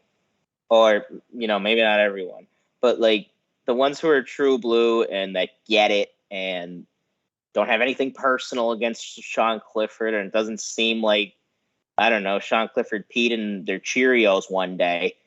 I think everybody wants to see Cliff play well in their in a big spot. Except those people that are bitter and root against their starting quarterback. And if you're like that, then I feel sorry for you. Yeah, thankfully we've got that mute button comes in handy quite a bit on Twitter. This one's from Michael James. This is the last one, and this is just a fantastic one because it's the ending kind of just puts it all together. So Clifford leaves the game due to an undisclosed injury, which that's the second time that someone's mentioned. So if he gets hurt tomorrow, we're coming after you guys. Drew Aller comes in, throws for 450 yards and 6 touchdowns. Leaves the game due to muscle cramps. Nick Singleton comes in as a third-string quarterback, throws for 800 more yards, and Penn State loses 70-42. A lot of explosive plays there. I love it. Yeah, it's 70-42. There's just a lot going on in that tweet. Every sentence. I love it. Yeah, no words. There's words, but you would have to, like, it'd be one of those situations where, like, every long big play, like they fumble the ball into the end zone for a touchback or something. And I don't even know if that would count for yardage. I don't think it would. So I don't know, but it was funny. It was a good one. Sean, we're wrapping this one up here. All right. So I think I'm up first, huh? I think it's me. Oh, it is you? Because I picked first for Michigan, right? Or no, you're right. It's you. I mean, if you want to go first. I'll go first. Does your bold prediction give away your score? Not really. Yeah, what? You go first. Go ahead. Damn it. Okay. I want to see what you say. Of course you do. Yeah. I also forgot to hit stop recording on those fan questions, so that's going to be fun to edit tomorrow. Okay. Let me go over to my screen. We haven't really gone to our personal screens very much tonight, but that's okay. Maybe because my screen is messed up. All right. Let's see if I can move my little body over a little bit. There we go. All right. People on podcasts are like, what is he talking about? But I'm just readjusting my camera for everybody that cares. Time to predict some games here. Time to predict Penn State, Ohio State. I think, honestly, Ohio State's the best team in the country. I think right now, I would pick them to win a national championship, but I really don't know if that's going to change. I think Georgia's a really good team. I think Georgia's probably the second best team. I feel pretty good about Ohio State beating Alabama at this point from what we've seen from both teams. I honestly think Michigan would give Ohio State a better game than Alabama would just because of the way that they're built. but that's kind of away from my point. My point is Ohio State's a really good football team. But sometimes the really good football team doesn't win on Saturday.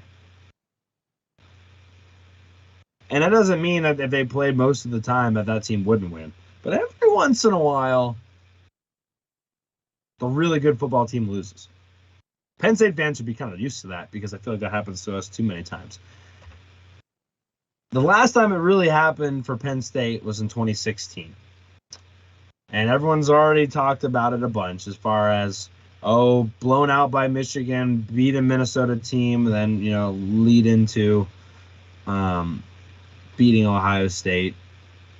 Which, by the way, everyone talks about being bad off of buys. Penn State was off of a bye before they won that game against Ohio State, but whatever. I think this Ohio State team has not 100% been tested yet. And to be honest with you, I think that this Ohio State team is going to be better after this week.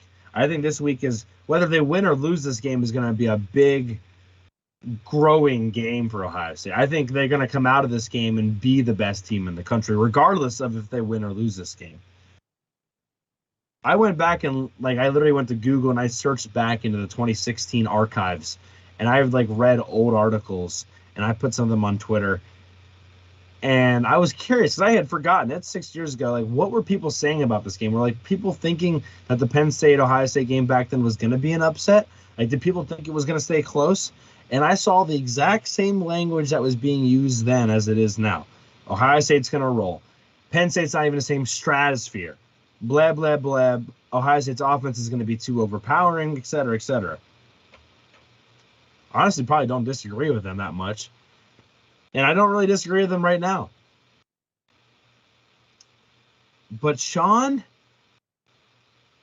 it's been 6 years. And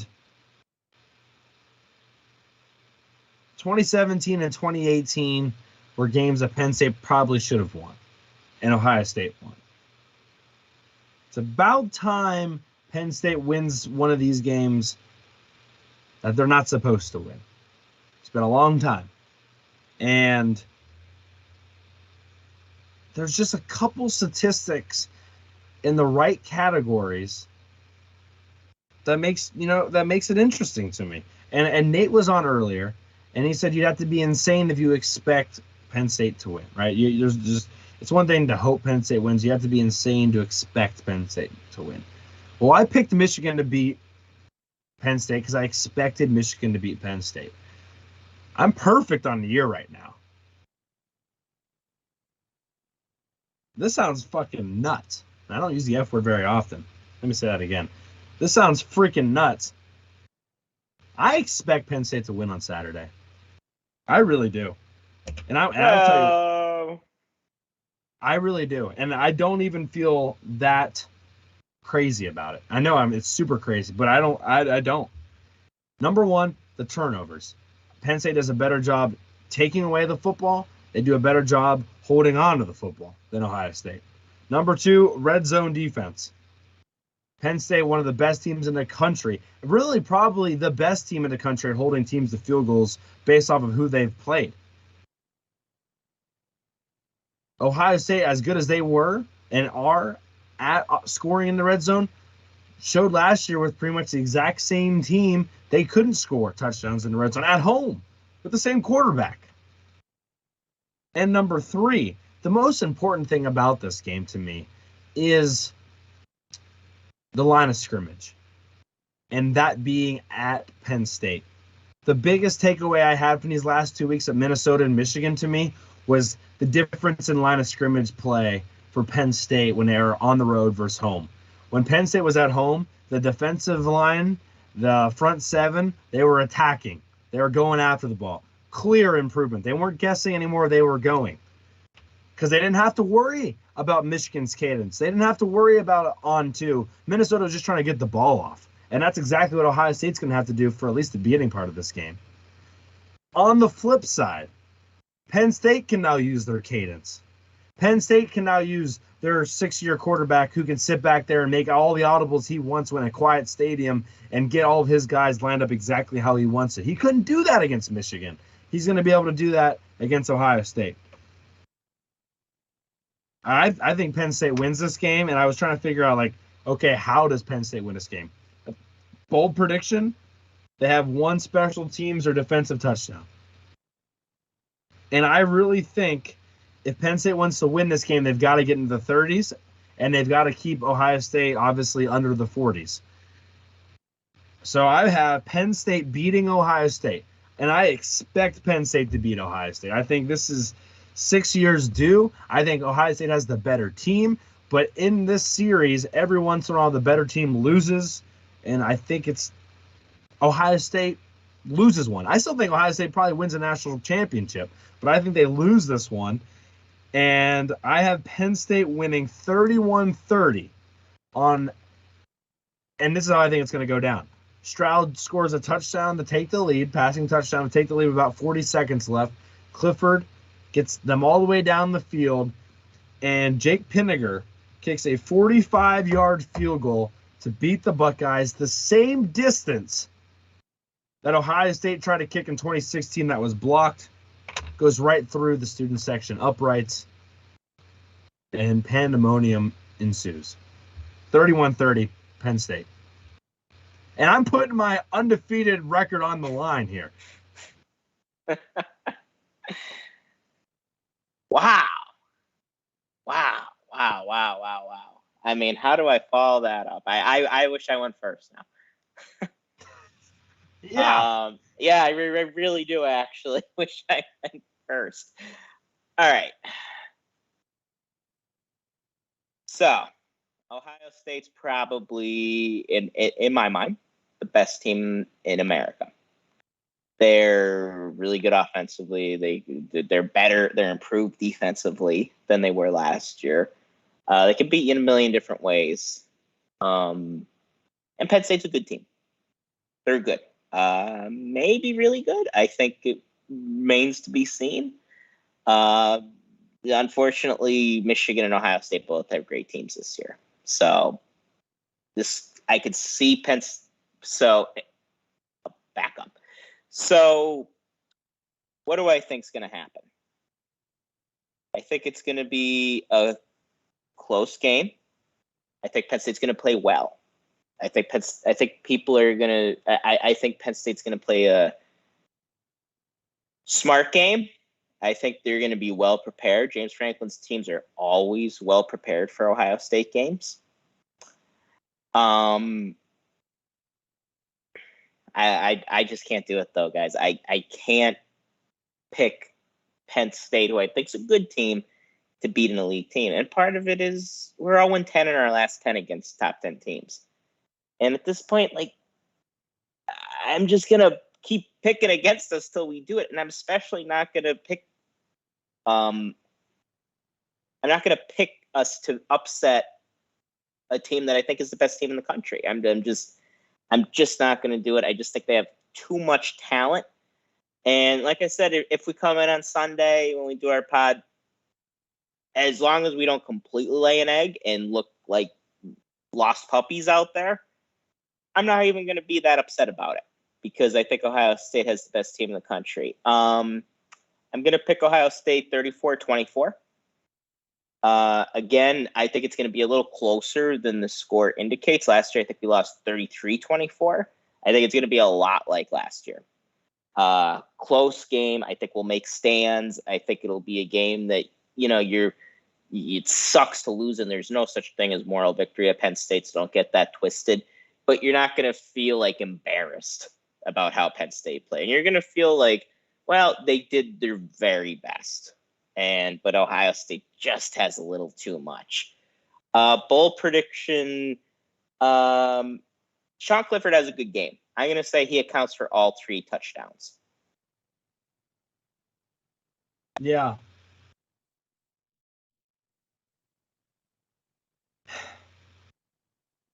I get it. That's the mind speaking. I get it. I think that's very reasonable. I will say this. I almost want to talk about my point. I guess I can just add it here real quick. Yeah, go ahead. I just think that last point is so important, Sean. Maybe at the end of the day, I want there to be a good storybook ending to Sean Clifford's career.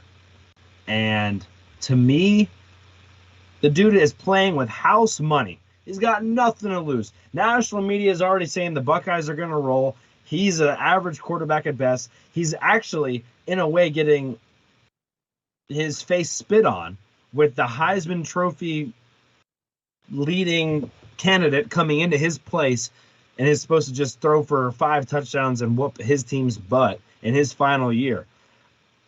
To me, that doesn't sit well. And if it doesn't sit well with me, I know it doesn't sit well with him. And I'm believing that Sean Clifford, and it's not all going to be him, but Sean Clifford is another dog. And I also believe that this team is fighting for this guy. I think there was, I don't know what happened over that Michigan-Minnesota break, but a lot of the guys after the Minnesota game multiple guys said after the game, we have Sean's back. We have Clifford's back. You saw what Franklin did in the press conference. The team is united around Clifford. And I don't know if this is his last game or not. You and I both think if they lose, we would probably move on. And I just don't think he's ready to be done. And I don't know, how well he does.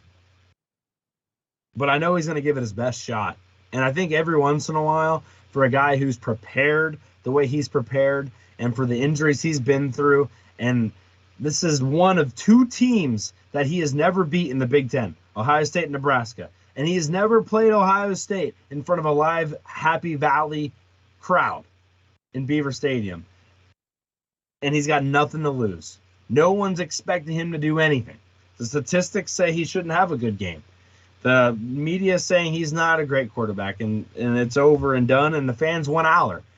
The dude is just nothing to lose and everything to gain. And I think sometimes, I hope the way the football gods, the sports, the romanticists out there, every once in a while there's just a good thing that happens. And again, I think Ohio State does win the national championship and whatever. But Clifford having this moment in beating Ohio State and being the reason why they beat Ohio State, you could theoretically, write a book about it. So he's not going to win us a national championship. And I think the next best thing would be on his final game against Ohio State is sending an upset that nobody sees coming, at least around the country. Well, if he gets an upset, it ain't going to be his last game. I mean, we are in it then. And me and Corey barely talk about rankings. We'll be talking about them next week, because next week is when the playoff rankings come out. And yeah, if we beat Ohio State, we're going to be right up there. And we're going to be in it for everything then, guys. That's a good point. Yeah, and Cliff ain't done then. Yeah, and who knows how that all plays out after the fact, but yeah, I mean, I could see a situation where, even if Sean Clifford doesn't get to go to the Big Ten championship or whatever like that, I mean, you just want to see him have that moment, right? I mean, take away what you think about him as a quarterback and focus on what he is as a person. And I view him and Trace in the same regard as far as good guys that gave their all to Penn State. And Trace had his moments. Trace didn't even complete 10 passes, and he beat Ohio State. That's a way higher mountain to climb for Sean Clifford on Saturday than what Trace had to do in hindsight. But you just want to see it for sometimes you just want the good story to end well, right? Well, I think the problem is Cliff just doesn't have the same amount of signature moments that Trace did. Like winning the Big Ten, that pass to Saquon, against TJ Watt, he just doesn't have those. This would be, this would certainly be a signature moment, especially if he's a key reason why we win the game. Like if Corey's storybook scenario happens and he leads us down, and I could just imagine that, like Stroud scoring with 40 seconds left, and we're all just like, and then Sean brings us down, puts us in field goal range, and Pinnaker hits it. I mean, y'all better storm then, because I'm not going to be there. I have another wedding this weekend. You better be storming if that happens, but be safe. Yeah, I just think it's time. I really do. I just, all the funny stuff, you can go through and look at all the dumb things, like the last time the Phillies won the pennant every last 3 times. Penn State's beat Ohio State that season. But I just think it's time, man. And you're right, he has. The only moment really is probably the touchdown pass to Purdue. That drive is probably one of the few things that we're going to think about when we think about Clifford. Like the Memphis game, nothing. The Iowa game in 2019, he didn't really do anything crazy. The Michigan game in 2019 is almost there, but not really. And you could, like, that throw to Parker Washington is probably on his top 5 list already. You know what I mean? In the Minnesota game. Like, that's right there, one of the bigger moments of his career. And I guess my point is, you want the guy to have it. You really do. If you're a fan of football, if you're a fan of Penn State, you want the guy to have it. So absolutely. And like when you look back in college football history and Penn State history, we remember moments. We don't remember, like, I barely remember anything from the Kent State game in 2016 or the Maryland game in 2016. And I don't know. I frankly don't even know if Trace had good games that day. I really don't. But you remember the moments. And I think Clifford, he could really use one. And it would change almost everything about how people perceive him and how he's when we're sitting here in 10, 20 years, when we're still doing hardcore Penn State football, covering Sean Clifford Jr. I mean, we're going to have that stuff to look back on. And I would just love to see it. But I don't think it's going to happen. But Corey has been right every single week so far. So maybe you roll with him. All I'm going to say is the fact that it has not been an easy season to predict so far for Penn State on what games they're going to win and what games they're going to lose. And once Penn State beats Ohio State,